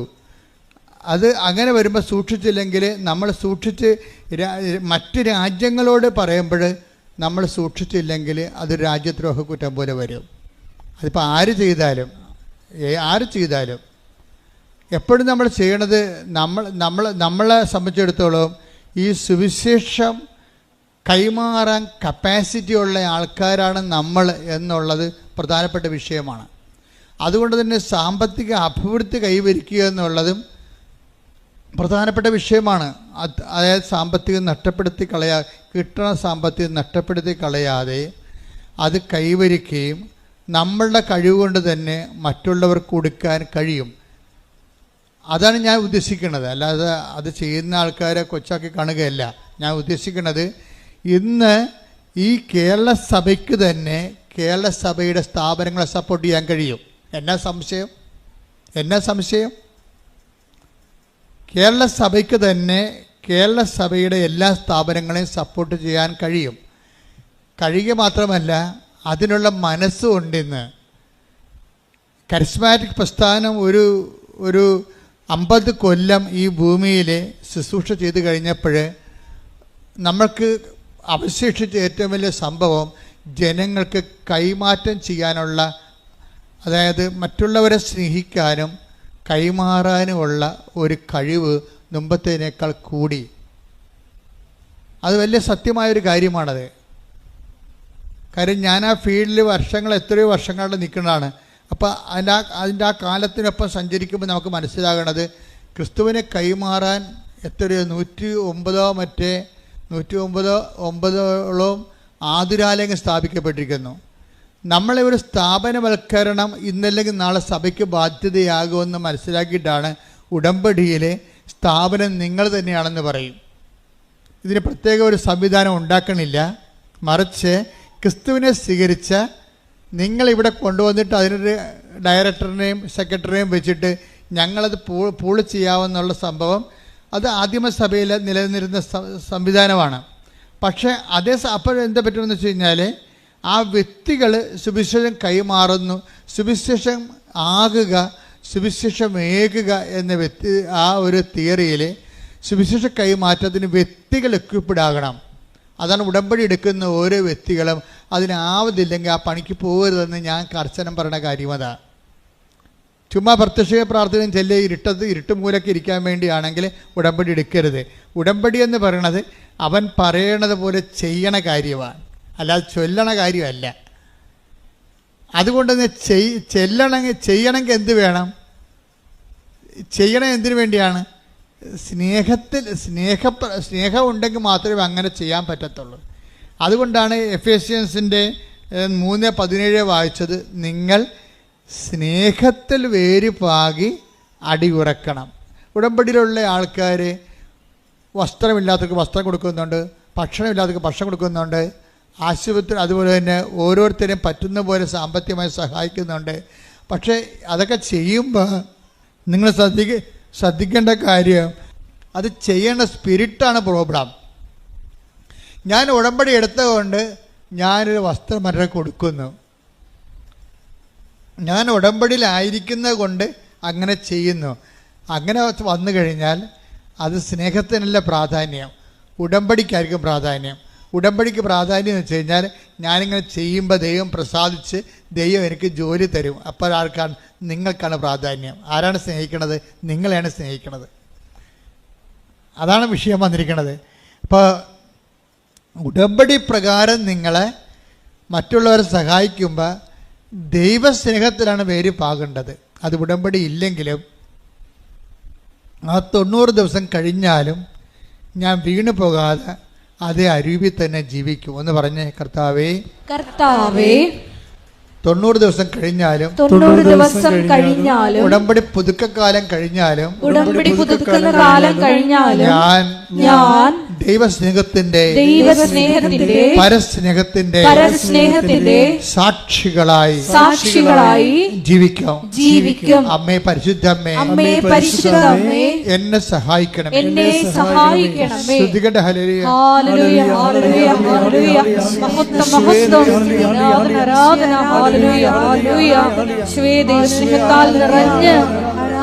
പ്രവർത്തികൾ ചെയ്യുവാൻ ഈ ആരാധനയിലൂടെ ഞങ്ങളെ അഭിഷേകം ചെയ്യണമേ. സംഭവിക്കണേ എപ്പോഴാണെന്നാണ് പറഞ്ഞത്. അതായത് 8:13 വായിച്ച് 8:13 പാറയിൽ വീണത് വചനം കേൾക്കുമ്പോൾ സന്തോഷത്തോടെ അത് സ്വീകരിക്കുന്നവരാണ്. എങ്കിലും അവർക്ക് വേരുകളില്ല. അവർ കുറെ നാളത്തേക്ക് വിശ്വസിക്കുന്നു. എന്നാൽ പ്രലോഭനങ്ങളുടെ സമയത്ത് എന്ന് പറഞ്ഞ് എന്നാൽ പ്രലോഭനങ്ങളുടെ സമയത്ത് അവർ വീണു പോകുന്നു. അപ്പൊ ഇവിടുത്തെ വില്ലൻ ആരാണ്? പ്രലോഭനമാണ്. പ്രലോഭനം എന്ന് പറഞ്ഞാൽ എന്താണ്? ഒരു പ്രലോഭനം, ഇപ്പൊ നിങ്ങൾ ഉടമ്പടി എടുത്തു, നിങ്ങൾ ജോലിക്ക് വേണ്ടി ഉടമ്പടി എടുത്തിരിക്കണത്. അപ്പോൾ ജോലിക്ക് വേണ്ടി ഉടമ്പടി എടുത്തിരിക്കുമ്പോൾ പ്രലോഭനം വരാൻ പോണത് എങ്ങനെയാണ്? അതിൻ്റെ പ്രലോഭനം അതിൽ തന്നെയാണ് ആ പ്രലോഭനം വരണത്. വെച്ചാൽ ഉടമ്പടി എടുക്കാത്ത ഒരാൾക്ക് നിങ്ങൾ വിചാരിച്ച ജോലി കിട്ടും. അപ്പോൾ അത് പ്രലോഭനമാണ്. അത് മനസ്സിലാക്കണമെങ്കിൽ കുറച്ച് പാടാണ്. നിങ്ങൾ കല്യാണം കെട്ടാൻ വേണ്ടിയാണ് ഉടമ്പടി എടുത്തിരിക്കുന്നത്. ഒരുടമ്പടി ഇല്ലാത്ത ആൾക്കാർ നാളെ കല്യാണം കഴിച്ച് പോയി നിങ്ങളുടെ മുമ്പിൽ കൂടി ചെണ്ടി പിടിച്ചുകൊണ്ട് പോയി കാറേ വന്ന് ഇറങ്ങുമ്പോൾ ദൈവം നിങ്ങൾ അണ്ടി കളഞ്ഞ അണ്ണാനെപ്പോലെ ഇരിക്കും. 2 തിരി പോയല്ല എന്ന് പറയും കർത്താവ് കത്തിച്ചത്. ഒരു തിരിയും കത്തിക്കാത്ത ആൾക്കാർ ചെണ്ടി പിടിച്ച് നടക്കണം. ഇതിനാണ് പ്രലോഭനം. അപ്പോൾ അവർ നമ്മൾ ഉണ്ടാക്കുന്ന പ്രലോഭനം അറിയണമെങ്കിൽ ശരിക്കും പരിശുദ്ധാത്മാവിന് വേണം. കാര്യം ആൾക്കാരുടെ എല്ലാം വീഴ്ചയുടെ ഒരു കാര്യം, വീഴ്ചയുടെ 90% നമ്മൾ വീഴ്ചകളുടെ സർവേ നടത്തിക്കൊണ്ടാണ് പരിശുദ്ധാത്മാവ് ഈ സംഭവം തീരുമാനം ഉണ്ടാക്കിയിരിക്കുന്നത്.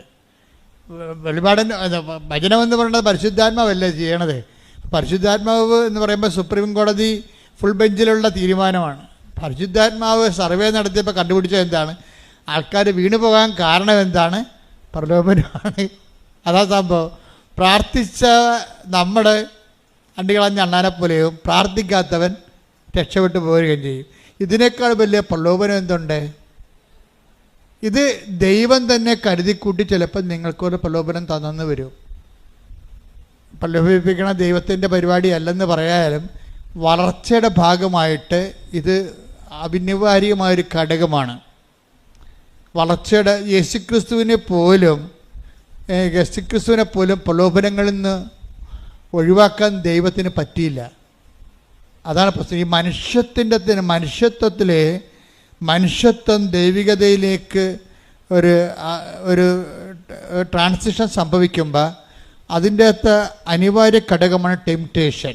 Temptation is the inevitable section ആണ്. അത് എന്തിൻ്റെയാണ്? ഈ വളർച്ചയുടെ ഒരു ഘടകമാണത്. ട്രാൻസിഷൻ, ഒരു പരിവർത്തനം. മനുഷ്യ സ്വഭാവത്തിൽ നിന്ന് നമ്മൾ ദൈവസ്വഭാവത്തിലേക്ക് ഈ ഉടമ്പടി നമ്മൾ മാറ്റുമ്പോൾ അതിൻ്റെ അകത്തൊരു ഘടകമാണ് പ്രലോഭനം. ക്രിസ്തുവിനെപ്പോലും അതിൽ നിന്ന് മാറ്റാൻ പറ്റത്തില്ല. അതുകൊണ്ടാണ് മരുഭൂമിയിൽ പരീക്ഷയൊക്കെ വെച്ചിരിക്കുന്നത്. ആ മരുഭൂമിയിൽ ഒരു മനുഷ്യന് ഉണ്ടാകാവുന്ന പ്രലോഭനങ്ങളുടെ സെക്ഷൻസ് തിരിച്ചവിടെ പ്രലോഭനങ്ങൾ പറയുന്നുണ്ട്.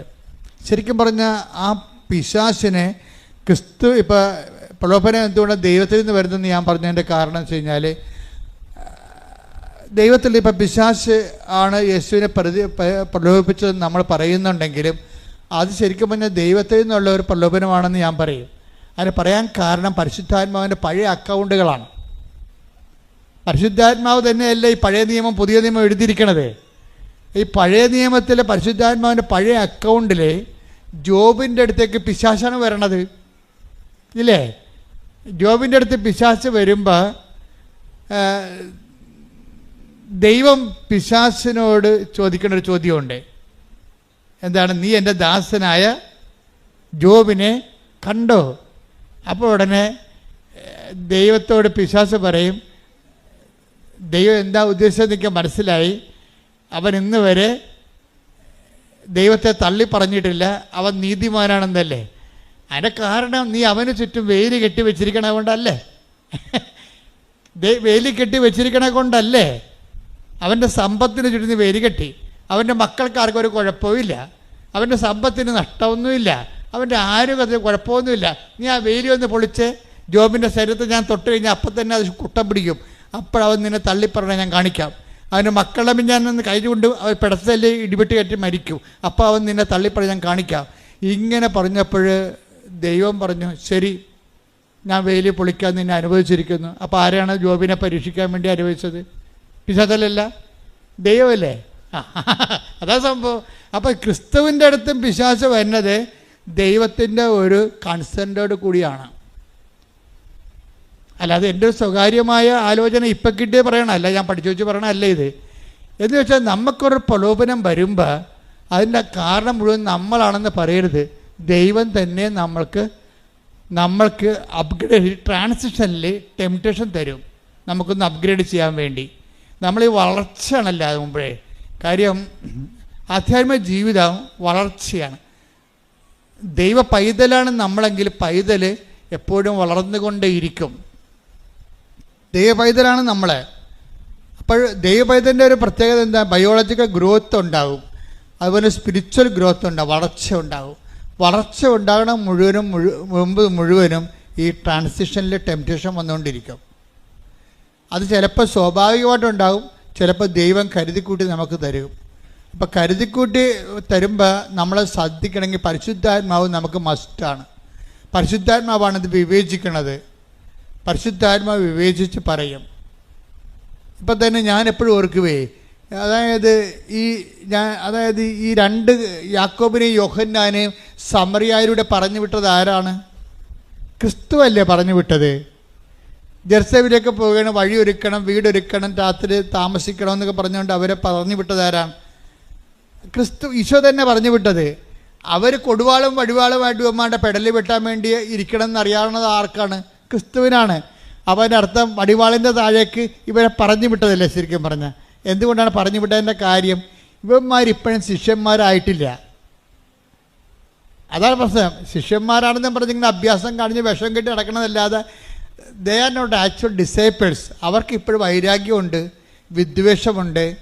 എത്രയോ പ്രാവശ്യം ഈശോ പറഞ്ഞാണ്. ഇതിനെ കുറച്ച് കഴിയുമ്പോൾ ഈശോ പറയും, എന്നെ അനുഗമിക്കാൻ ആഗ്രഹിക്കുന്നവൻ വടിവാളും കൊണ്ടല്ല നടക്കേണ്ടത്, മറിച്ച് കുരിശ് എടുക്കണമെന്ന് പറയും. ഇത് പറയണതിന് മുമ്പാണ് ഈശോ ആദ്യം ഈ വടിവാള് ഉപയോഗിക്കേണ്ട സാഹചര്യം വരണ സാഹചര്യം സിറ്റുവേഷൻസ് ക്രിയേറ്റ് ചെയ്യും. അങ്ങനെയാണ് സമറിയായിലോട് ചെല്ലുമ്പോൾ സമറിയ ഇവരോട് ചോദിക്കും, നിങ്ങൾ എവിടെ പോണ്? അപ്പോൾ പറയും, ഞങ്ങൾ ക്രിസ്തുവിൻ്റെ ആൾക്കാരാണ്. എന്ന് വെച്ചാൽ അതൊരു ഭീഷണിയാണ് അവർ പറയണത്. കാനായിൽ വെള്ളം വീഞ്ഞാക്കിയ, കടലിന് മീതെ നടന്ന് അപ്പം വർദ്ധിപ്പിച്ച, ഇന്ന് ലോകത്ത് കേൾവിയുള്ള ഏറ്റവും വലിയ ദൈവപുത്രനായ ക്രിസ്തുവിൻ്റെ ആൾക്കാരാണ് ഞങ്ങൾ.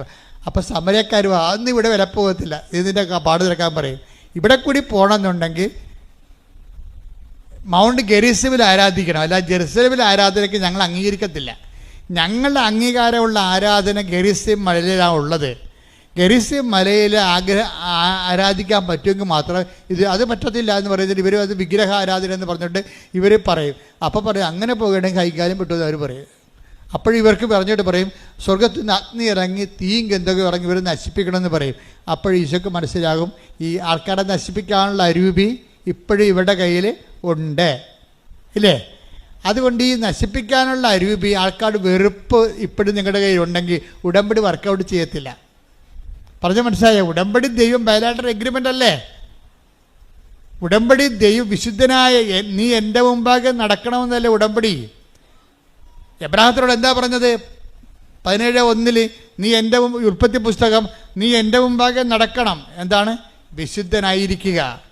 അപ്പോൾ ഉടമ്പടി വിശുദ്ധിയുള്ള വ്യക്തിക്ക് മാത്രമേ ഉടമ്പടി ചെയ്യാൻ പറ്റത്തുള്ളൂ. ദൈവം വിശുദ്ധനായത് കൊണ്ടാണ്.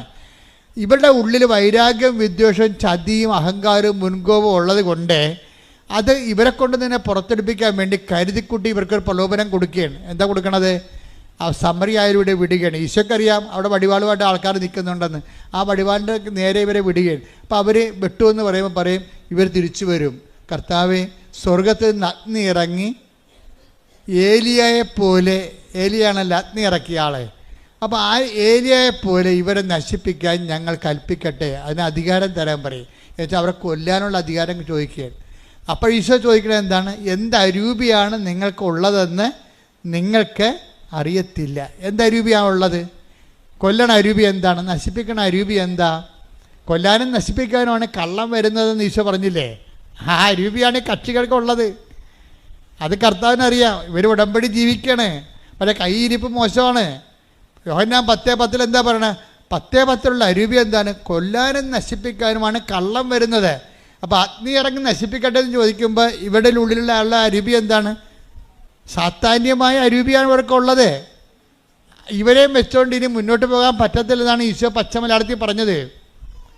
ഇനി ഈ യാക്കോബിനെയും യോഹന്നാനെയും കൂടി കൊണ്ടുപോകാൻ പറ്റത്തില്ല. എന്താണ്? ഈ കക്ഷികൾക്ക് എൻ്റെ കൂടെ നടക്കാൻ പറ്റത്തില്ല. എന്നിട്ട് കുറച്ച് കഴിയുമ്പോൾ ഈശോ പറയും, എന്നെ അനുഗമിക്കാനാണ് ആഗ്രഹിക്കുന്നതെങ്കിൽ എന്ത് ചെയ്യണം? സ്വയം.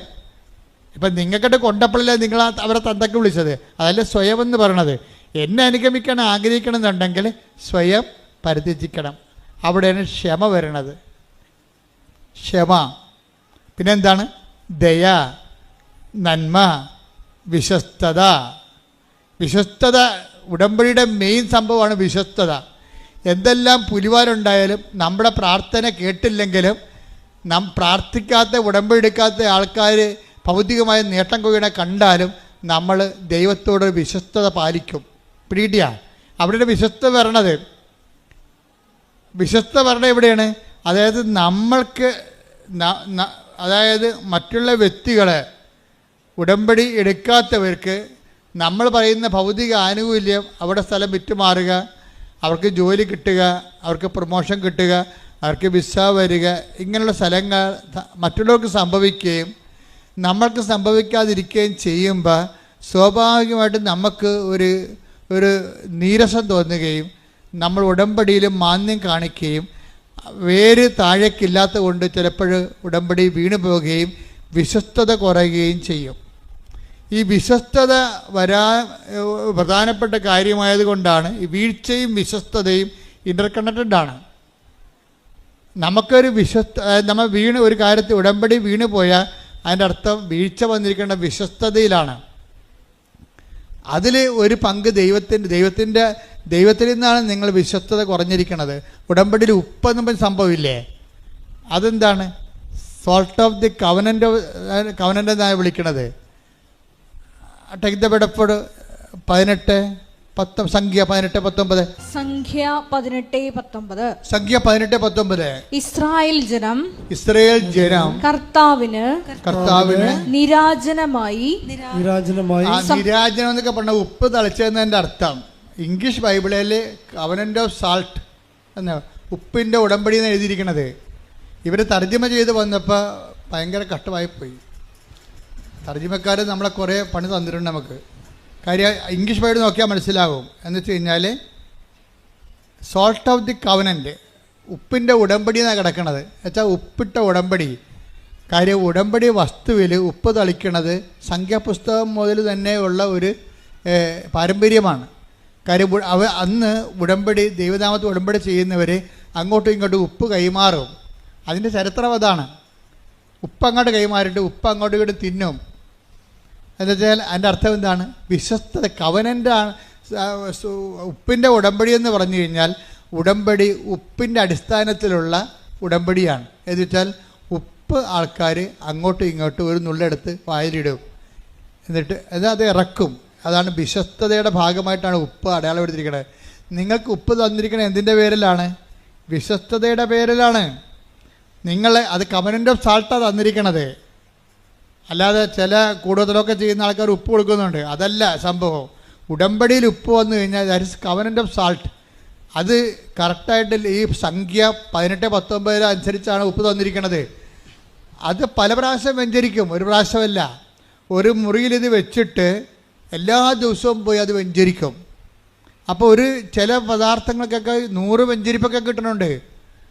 ചിലതിന് തീർന്നു പോയ വസ്തുക്കൾ ചിലപ്പോൾ 2 വെഞ്ചരിപ്പേ കിട്ടുന്നുള്ളതായിരിക്കും. പക്ഷേ ഒത്തിരി വെഞ്ചരിപ്പ് കിട്ടിയിട്ടാണ് നിങ്ങളുടെ കയ്യിലേക്ക് ആ നേർച്ച വസ്തുക്കളെല്ലാം വരണത്. ഒരു 50 വെഞ്ചരിപ്പോ അല്ലെങ്കിൽ 100 വെഞ്ചരിപ്പോ ഒക്കെ കിട്ടിയിട്ടാണ് നിങ്ങളുടെ കയ്യിൽ. കാര്യം എല്ലാ ദിവസവും ഞാൻ വെഞ്ചരിക്കും അവിടെ പോയി. കാര്യം വെച്ചാൽ ആ നേർച്ച വസ്തുക്കളെ തന്നെയും പിന്നെയും വെഞ്ചരിച്ചുകൊണ്ടിരിക്കും. അതിനെ എംപവർ ചെയ്ത് എന്താ വെഞ്ചരിക്കണതിൻ്റെ കാര്യം? അതൊരു അനുഷ്ഠാന പ്രക്രിയ അല്ല. ശരിക്കും പറഞ്ഞാൽ വെഞ്ചരിപ്പെന്ന് പറയുന്നത് ഒരു അനുഷ്ഠാന കർമ്മത്തിൻ്റെ രീതിയിലുള്ള ഒരു വെഞ്ചരിപ്പല്ലത്. മറിച്ച് പവർ ഇൻഫ്യൂസ് ചെയ്യുന്നതിന് വേണ്ടിയുള്ള ബൈബിൾ ഫോർമുലയാണത്. എന്താണ് അത് പറയുന്ന? എനിക്ക് എന്താണ്? യേശു കർത്താവാണെന്ന് ഞാൻ അധരം കൊണ്ട് ഏറ്റുപറയും. പിന്നെന്താണ്? ദൈവം അവനെ മരിച്ചോന്ന് ഉയർപ്പിച്ചെന്ന് ഹൃദയത്തിൽ വിശ്വസിക്കും. അപ്പോൾ റോമ 10:9 അനുസരിച്ചുകൊണ്ടാണ് വെഞ്ചരിപ്പ് ഉണ്ടാകുന്നത്. അല്ല പള്ളികളിൽ പായസം വെഞ്ചരിക്കണ പോലെയും അടിമ വെക്കണ പോലെയും അല്ലത്. അതിനൊരു സിമ്പിൾ ഫോർമുലയാണ് അവർ ഉപയോഗിക്കുന്നത്. പക്ഷെ നമ്മൾ രക്ഷാകര ഫോർമുലയാണ് ഉപയോഗിക്കുന്നത്. രക്ഷയുടെ ഫോർമുല ഇല്ലേ? രക്ഷയുടെ ഫോർമുല എന്താണ്? കൃപയുടെ ഫോർമുലയാണ്. നോട്ട് ബ്ലെസ്സിങ്ങിൻ്റെ ഫോർമുല അല്ല ഉപയോഗിക്കുന്നത്, കൃപയുടെ ഫോർമുലയാണ്. അതെന്താണ്? യേശു കർത്താവാണെന്ന് അധരം കൊണ്ട് ഏറ്റുപറയും. പിന്നെ എന്താണ്?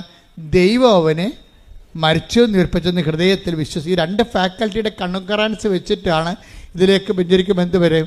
യേശു കർത്താവാണെന്ന് അധരം കൊണ്ട് ഏറ്റു പറഞ്ഞാൽ, ദൈവനെ മരിച്ചെന്ന് ഉയർപ്പിച്ചെന്ന് ഹൃദയത്തിൽ വിശ്വസിച്ച് കഴിഞ്ഞാൽ നമ്മൾ രക്ഷ പ്രാപിക്കും. രക്ഷ എന്താണ്? ലൂക്കാ 2:30 ക്രിസ്തു തന്നെയാണ്. അപ്പോൾ ക്രിസ്തുവിനെ ഈ മീഡിയം വെച്ച് നിങ്ങൾ പ്രാപിക്കണം. അതിനാണ് നിങ്ങളെ കൊണ്ട് ഡീകോഡ് ചെയ്യിക്കണത്. നിങ്ങളെ കൊണ്ട് ഡീകോഡ് ചെയ്യിക്കും. ഞങ്ങൾ ഈ കോഡ് ചെയ്തിരിക്കുന്ന സംഭവത്തെ, പവർ കോഡ് ചെയ്തിരിക്കുന്ന സംഭവത്തെ നിങ്ങളെ കൊണ്ട് ഞങ്ങൾ എന്ത് ചെയ്യും? ഡീകോഡ് ചെയ്യിച്ചിട്ട് നിങ്ങളുടെ ജീവിതത്തിലേക്ക് ആ പവർ അനുഭവവേദ്യമാക്കാൻ നിങ്ങളോട് എന്ത് പറയും? യേശു കർത്താവാണെന്ന് അധരം കൊണ്ട് ഏറ്റു പറയുന്നതിന് പകരം ഞങ്ങൾ നിങ്ങളോട് പറയണത് വിശ്വാസപ്രമാണം ചെയ്യാനാണ് പറയണത്. പിടിയിട്ടില്ലേ? അപ്പോൾ ബുദ്ധിയും ബോധവും ഉള്ളവൻ വിശ്വാസപ്രമാണം മുട്ടെന്ന് കൈ വിരിച്ചു പിടിച്ച് ചെല്ലും. എന്താ കാര്യം? വിശ്വാസ പ്രഖ്യാപനം കൈ വിരിച്ചു പിടിച്ചാണ് ചെയ്യേണ്ടത്. കാര്യം ക്രിസ്തു രക്ഷ പ്രഖ്യാപിച്ചത് കൈ വിരിച്ചു പിടിച്ച് കുരിശിൽ. അപ്പോൾ ക്രിസ്തുവിൻ്റെ രക്ഷാകര നടപടിക്രമങ്ങളോട് നമ്മൾ മാനസികമായിട്ട് യോജിച്ചുകൊണ്ടാണ് മുട്ടെന്ന് കൈ വിരിച്ചു പിടിച്ചിരിക്കണം. അല്ലാതെ കരിസ്മാറ്റിക് ചെയ്യണ പോലെ കൈ ഉയർത്തി പിടിക്കുകയല്ല. അത് തിരുവുദ്ധാനത്തിൻ്റെതാണ്. പരിഹാരം ചെയ്തത് കൈ വിരിച്ചു പിടിച്ചാണ്. രണ്ടിനും ഭയങ്കര വ്യത്യാസമാണ്.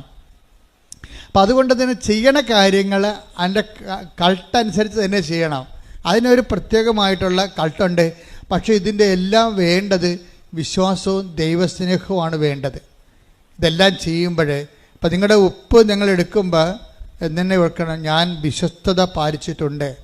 അല്ലാതെ കൃപാസനം കിട്ടിയതാണ് എന്ന് പറഞ്ഞുകൊണ്ട് ഉപ്പ് കൊണ്ടുപോയി വല്ലവൻ്റെ വീട്ടിൽ കൊടുക്കും. പല്ല് തേക്കാത്തവൻ്റെ വീട്ടിൽ കൂടെ ഉപ്പ് കൊടുക്കും. അവൻ ജനിച്ചിട്ട് പള്ളിക്കാർ കാണത്തില്ല. നിങ്ങൾക്ക് ബന്ധുക്കളായ സാഹചര്യം. പക്ഷേ ഞാൻ എപ്പോഴും പറയും, ഉടമ്പടിയിലുള്ള ആളാണ് അത് ആക്ടിവേറ്റ് ചെയ്യേണ്ടത്. വായി നോക്കിക്കണം വല്ല തെങ്ങിന് വിചാരിക്കണമെ കൊണ്ട് ചെയ്യാൻ പറ്റത്തില്ലത്. ചിലപ്പോൾ നിങ്ങളുടെ ആൾക്കാരായിരിക്കും. പക്ഷേ കാരണം ദൈവത്തിൻ്റെ ആൾക്കാരാകണ്ടേ? നിങ്ങളുടെ ആൾക്കാരായിരിക്കണം കൊണ്ട് വല്ല കാര്യമുണ്ടാ? ദൈവത്തിൻ്റെ ആൾക്കാരായിരിക്കണം. അതുകൊണ്ടാണ് രോഗികൾക്കാണ് നിങ്ങളുടെ ഉടമ്പടി തൈര് നിങ്ങൾ നിന്ന് തേച്ച് കൊടുക്കണമെന്ന് പറഞ്ഞതിൻ്റെ കാര്യം. കാര്യം നിങ്ങളല്ല ഉടമ്പടിയിലുള്ളത്. പക്ഷേ ഉടമ്പടി നിങ്ങൾ തേച്ചാലും ചില സമയത്ത് ഏക്കത്തില്ല. അതിൻ്റെ കാരണം വെച്ച് കഴിഞ്ഞാൽ നിങ്ങൾ ഉടമ്പടി അല്ലാത്തത് കൊണ്ടാണ്. നിങ്ങൾ ഓർത്തിരിക്കണം, ഉടമ്പടി കൊണ്ടുവന്ന് ഏതാണ്ട് സംഭവം എഴുതി കെട്ടിത്താത്തണ ഉടമ്പടി എന്ന് പറഞ്ഞുള്ള ചില വിഡ്ഢിവേഷക്കാരില്ലേ, അവർ ചെയ്താൽ ഇത് വർക്കൗട്ട് ചെയ്യത്തില്ല. ഇത് വർക്കൗട്ട് ചെയ്യണമെങ്കിൽ ഇതെന്താണ്? നമ്മൾ ഉടമ്പടിയിൽ ഒരു ഉപ്പ് തളിക്കണത്, അല്ലെങ്കിൽ ഒരു ഉടമ്പടി കാശുരൂപം കൈമാറുന്നതോ, അല്ലെങ്കിൽ ഒരു ഉടമ്പടി തൈലം കൊണ്ട് കുരിശ് വരക്കണതോ. ഇപ്പോൾ കഴിഞ്ഞ ദിവസങ്ങളിൽ ഒരു സാക്ഷ്യം ഉണ്ടായി. സാക്ഷി ആരാ പറഞ്ഞു? ഒന്ന് ശ്രദ്ധിച്ച മക്കളെ. യേശുവേ സ്തോത്രം.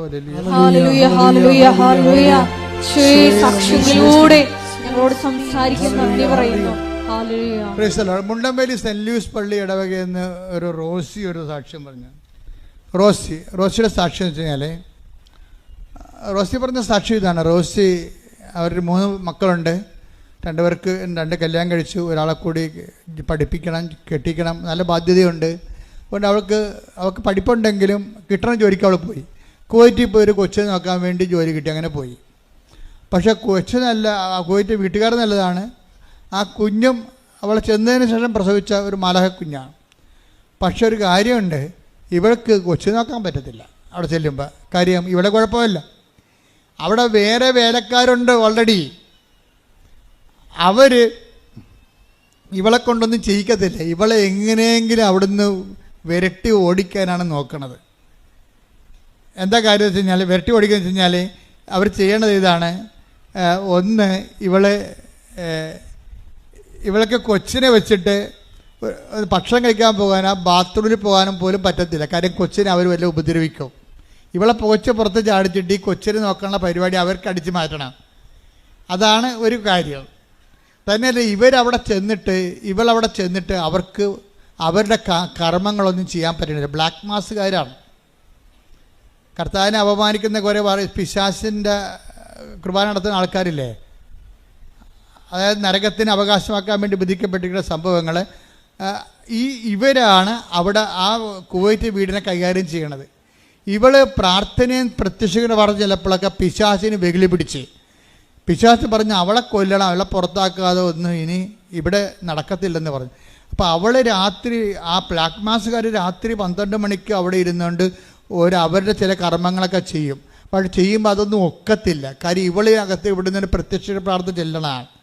ഇവിടെ കൈ വെഞ്ചരിച്ച ഉപ്പുണ്ട്, വെഞ്ചരിച്ച കാശുരൂപമുണ്ട്. അതുകൊണ്ട് ചെകുത്താൻ്റെ പണിയൊന്നും അവിടെ നടക്കണില്ല. അവർക്ക് കാര്യം മനസ്സിലായെന്ന് വെച്ചാൽ ഇവളാണ് ഇതിൻ്റെ അകത്ത് വന്നിരിക്കുന്നത്. അതുകൊണ്ടാണ് നമ്മുടെ ചെയ്യത്തൊന്നും ഏക്കാത്തതെന്ന് പറഞ്ഞുകൊണ്ട് പിന്നെ ഇവളെന്ത് ചെയ്യുന്നത് വെച്ചാൽ ഇവള് കിടക്കുന്ന സ്ഥലത്ത് കൊണ്ടുപോയി നായ്ക്കറിന പൊടി ആക്കി ഇടും, അത് ചൊറിഞ്ഞിട്ടേ ഓടാൻ വേണ്ടി. എന്തെല്ലാം പരിപാടി കാണിക്കണമെന്നറിയോ? അതുപോലെ തന്നെ ബാത്റൂമിൽ കൊണ്ട് കുപ്പിച്ചില് വെതറും പൊടിച്ച്. അവൾ കറി ഇവക്ക് ഷുഗറുള്ള കാരണം കൈ പൊട്ടിയാൽ പിന്നെ പൊട്ടിയാൽ പിന്നെ കാല് പൊട്ടിയാൽ പഴുക്കുക, പിന്നെ പൊറുക്കത്തില്ലല്ലേ. അതൊക്കെ മനസ്സിലാക്കിയിട്ട് അവർ കുപ്പിച്ചില് ബാത്റൂമിൽ വെതറും. ഇവൾ കൊച്ചിനെ ഇട്ടുകൊണ്ട് കൊച്ചിനെ ഇവിടെ വെച്ചിട്ട് അവൾക്ക് ഭക്ഷണം കഴിക്കാൻ പോലും പറ്റത്തില്ല. കാര്യം കൊച്ചിനെ ഇവർ വന്ന് ഉപദ്രവിക്കുമ്പോൾ കൊച്ചു മരിക്കുക വല്ലതും ചെയ്ത് കഴിഞ്ഞാൽ പിന്നെ അവിടുത്തെ നിയമം അനുസരിച്ച് കൊച്ചിനെ ആര് നോക്കുന്നു അവർ കൊലപാതകളായിട്ട് നേരെ ജയിലിൽ പോകും. പിന്നെ വെളിച്ചം കാണത്തില്ല. അപ്പോൾ മനസ്സിലായി അവൾ പെട്ടിരിക്കണമെന്നൊക്കെ മനസ്സിലായി. അപ്പം നിങ്ങൾ ചാടിക്കയറിയൊക്കെ ഓരോ സ്ഥലത്ത് പോകുമ്പോഴേ സംശയം ഉണ്ടെങ്കിൽ അച്ഛനോട് ചോദിക്കണം. ഇത് ഞങ്ങളുടെ നിവർത്തിക്കേട് കൊണ്ടാണ് ഇപ്പോൾ ഈ രാജ്യത്ത് പോകാൻ പോണത്, ഇത് വർക്കൗട്ട് ചെയ്യുക, കർത്താവ് എന്ത് പറയണ, അത് നമുക്കറിയാൻ ബാധ്യസ്ഥരാണ് നമ്മളെ. ഇതൊക്കെ അറിയാൻ പറ്റുന്നില്ലെങ്കിൽ പിന്നെ എങ്ങനെയാണ് നമ്മൾ thy will be done, thy kingdom come എന്ന് പറഞ്ഞ് പ്രാർത്ഥിക്കണത്? എന്നുവെച്ചാൽ വിധി പോലെ നടക്കണമെന്ന് എൻ്റെ അർത്ഥം അല്ല. നമ്മളെ വിധിയിൽ വിശ്വസിക്കുന്നവരില്ല. നിൻ്റെ രാജ്യം വരണം, നിൻ്റെ തിരുമനസ് നിറവേറണം എന്ന് വെച്ച് കഴിഞ്ഞാൽ ഈ വിഷയം നിൻ്റെ തിരുമനസ്സാണോ അല്ലയോ, ദൈവ തിരുമനസ്സാണോ അല്ലയോ, അല്ല നിൻ്റെ സമ്മർദ്ദം കൊണ്ട് നീ ചാടിപ്പീണ് കടലിൽ കടക്കാൻ പോണ പോലെ വരരുത്. അപ്പം നിങ്ങൾക്കൊരു വിഷയത്തിൽ സംശയമാണ് ദൈവം തോന്നിക്കുന്നത്. ആദ്യം സംശയമില്ലെങ്കിൽ ഓക്കെയാണ്. സംശയം ഉണ്ടെങ്കിൽ എൻ്റെ മക്കൾ ചോദിക്കണം. സംശയം തോന്നണച്ചാൽ ഇതിനകത്ത് എന്താ ചെയ്യേണ്ടതെന്ന് ചോദിക്കണം. അപ്പം അതൊക്കെ മുമ്പ് നിങ്ങളുടെ ഉടമ്പടി ഒന്ന് വെടിപ്പായിരിക്കണം. നിങ്ങൾ ഉടമ്പടി ഇല്ല, ഇപ്പം സംശയം വന്നപ്പോൾ നിങ്ങൾ രോഗികളെയും കണ്ടിട്ടില്ല, വീട്ടിലെല്ലാവരുമായിട്ട് കലഹവുമാണ്, പ്രാർത്ഥനയും ചില സമയത്ത് തോന്നുമ്പോൾ എഴുന്നേക്കണം, 5:30 എഴുന്നേക്കേണ്ട ആൾ 7 മണിക്ക് എഴുന്നേറ്റിട്ട് ഇപ്പോൾ പ്രശ്നം ഉണ്ടാക്കുമ്പോൾ അച്ഛാ സംശയം ഉണ്ടെന്ന് പറഞ്ഞാൽ എനിക്ക് ആളെ കാണുമ്പോൾ അറിയാൻ പറ്റും. അവിടെ നിന്ന് ചീട്ട് കിട്ടിയാലും ഞാൻ ചീട്ട് കീറി ഇവിടെ വെച്ച്. എന്താ കാര്യം? ഇവരോട് സംസാരിക്കാൻ പറ്റുന്നത് ഇവർ ഉടമ്പടിയിലല്ല, ഇവർ പറ്റിപ്പോൾ ഉടമ്പടിയുമായിട്ട് നടക്കുകയാണ്. ഉടമ്പടിയുടെ പേപ്പറൊക്കെ കയ്യിരിപ്പുണ്ട്, പക്ഷേ he's not in a covenant. കാര്യം എന്താണ്? കവനൻ്റെ ഉത്തരവാദിത്തങ്ങൾ ദൈവസ്നേഹത്തോടെ അവർ പാലിച്ചിട്ടില്ല. അതാണ് എൻ്റെ വിഷയം പറയണത്. കവൻ്റെ ഉത്തരവാദിത്തങ്ങൾ പാലിച്ചാലാണ് ഇതെല്ലാം വർക്കൗട്ട് ചെയ്യത്തുള്ളൂ. എന്താ കാര്യം വെച്ച് കഴിഞ്ഞാൽ വിശ്വാസ ആവിഷ്കാരങ്ങൾ നമ്മൾ ശ്രദ്ധിക്കണം. വിശ്വാസ ആവിഷ്കാരങ്ങൾക്ക് ആകപ്പാട് ജനത്തിന് അറിയാവുന്ന പ്രാർത്ഥനയാണ്. ആകപ്പാട് ജനങ്ങളെല്ലാം കുർബാന പോലും ആൾക്കാർ ചോദിക്കും, കുർബാന അച്ഛമ്മോട് ചോദിക്കുമ്പോൾ ബ്രദർ കുർബാന ചൊല്ലിയതാണോ? അല്ല, അച്ഛനായിട്ടില്ലെന്ന് പറയും. അപ്പോഴേ എൻ്റെ അപ്പനൊരു കുർബാന ചൊല്ലിക്കണം. അപ്പോൾ കുർബാന വരെ എന്താണ് ചൊല്ലണ സംഭവമാക്കി മാറ്റി. ആരെ മാറ്റിയതാണ്? ഞങ്ങൾ മാറ്റിയതല്ല, നിങ്ങൾ മാറ്റിയതാണ്. കുർബാന ചെല്ലണ സംഭവം അല്ല, അത് ഉടമ്പടിയാണ്, ചെയ്യണ സംഭവമാണ്. Do this memory of me, ഇതെൻ്റെ ഓർമ്മയ്ക്കായി ചൊല്ലാനാണോ പറഞ്ഞത്? അല്ലല്ല, ചെയ്യാനല്ല പറഞ്ഞത്. പിന്നെ എങ്ങനെയൊക്കെ നമുക്ക് കുർബാന ചെല്ലിച്ചോ എന്ന് ചോദിക്കണേ എന്തിനാ? അതിൻ്റെ പ്രശ്നം വെച്ച് കഴിഞ്ഞാൽ ഉടമ്പടി എല്ലാം ചെയ്യുകയാണ്. അപ്പം അതുകൊണ്ട് തന്നെ കുർബാന നമ്മൾ ചെയ്യാൻ വേണ്ടി വരികയാണ് പള്ളിയിൽ. എന്താണ്? അവൻ്റെ ഓർമ്മയ്ക്കായി ചെയ്യുകയാണ്. അവൻ നമുക്ക് വേണ്ടി അവൻ്റെ ശരീരം പാപത്തിന് പരിഹാരമായിട്ട് ഭാഗിച്ച് വീതിച്ച് വിളമ്പി തന്നു.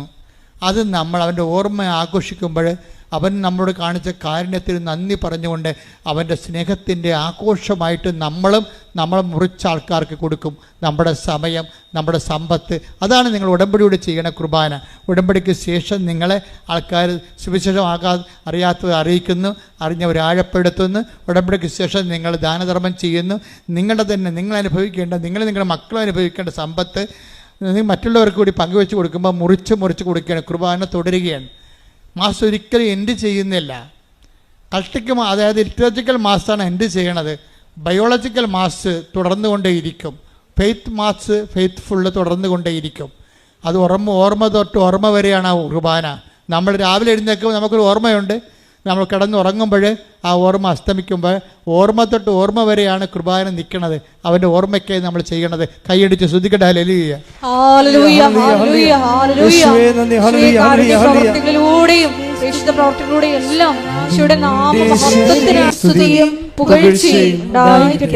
ഈ കുടുപ്പിലെല്ലാം ഒരു ദൈവസ്നേഹത്തിൻ്റെ അഭിഷേകം ഉണ്ടാകണം. അതാണ് നിങ്ങൾ എഫേസ്യസ് നമ്മൾ വായിച്ചത് 8:17 എന്താണ്? നിങ്ങൾ സ്നേഹത്തിൽ വേരുപാകി ആഴപ്പെടുവിൻ. അങ്ങനെ ആഴപ്പെട്ടാൽ എന്ത് സംഭവിക്കും? നിങ്ങൾ വീണു പോവുകയില്ല. അതുപോലെ തന്നെ നമ്മുടെ ഉത്തരവാദിത്തങ്ങൾ, കുടുംബത്തോടുള്ള ഉത്തരവാദിത്തമുണ്ട്, കുഞ്ഞുങ്ങളോടുള്ള ഉത്തരവാദിത്തമുണ്ട്. ഉത്തരവാദിത്തങ്ങൾ നിറവേറ്റണതും വീഴ്ച വരാതിരിക്കാനുള്ള ഒരു കാരണമാണ്. നിങ്ങളൊരു ഭാര്യയാണ്, നിങ്ങളുടെ ഭർത്താവാണ്, നിങ്ങളുടെ വിദ്യാർത്ഥിയാണ്, നിങ്ങൾക്ക് ഉത്തരവാദിത്തമുണ്ട്. പഠിക്കുക, നല്ലവണ്ണം മാർക്ക് വാങ്ങിക്കുക, മാതാപിതാക്കന്മാരുടെ ആ കുടുംബത്തിൻ്റെ ചൈതന്യത്തിൽ ജീവിക്കുക, പറ്റുന്ന പോലെയൊക്കെ പറ്റുന്നവർക്ക് ദൈവത്തിൻ്റെ നാമം അറിയിക്കാൻ വാക്കും പ്രവൃത്തിയും ഉപയോഗിക്കുക. അപ്പോൾ അതെല്ലാം ഒരു ദൈവനിവേശിത പ്രവർത്തനങ്ങളാണിതെല്ലാം. ഇങ്ങനെയുള്ള പ്രവർത്തനങ്ങളിലൂടെ വളർന്നു വരുമ്പോൾ എന്താ പറ്റണത്? നമ്മൾ സ്നേഹത്തിൽ വേര് പാകുകയാണ്. സ്നേഹത്തിൽ വേര് പാകി വേരുകൾ ആഴപ്പെടുകയാണ് ചെയ്യണത്. അങ്ങനെ ഉത്തരവാദിത്തങ്ങൾ അല്ല പത്രോസ് പറയത്തില്ലേ, സകല ഉത്തരവാദിത്തങ്ങൾ നിറവേറ്റി പിടിച്ചു നിൽക്കുവേൻ, അപ്പോൾ നിങ്ങൾ വീണു പോകത്തില്ല.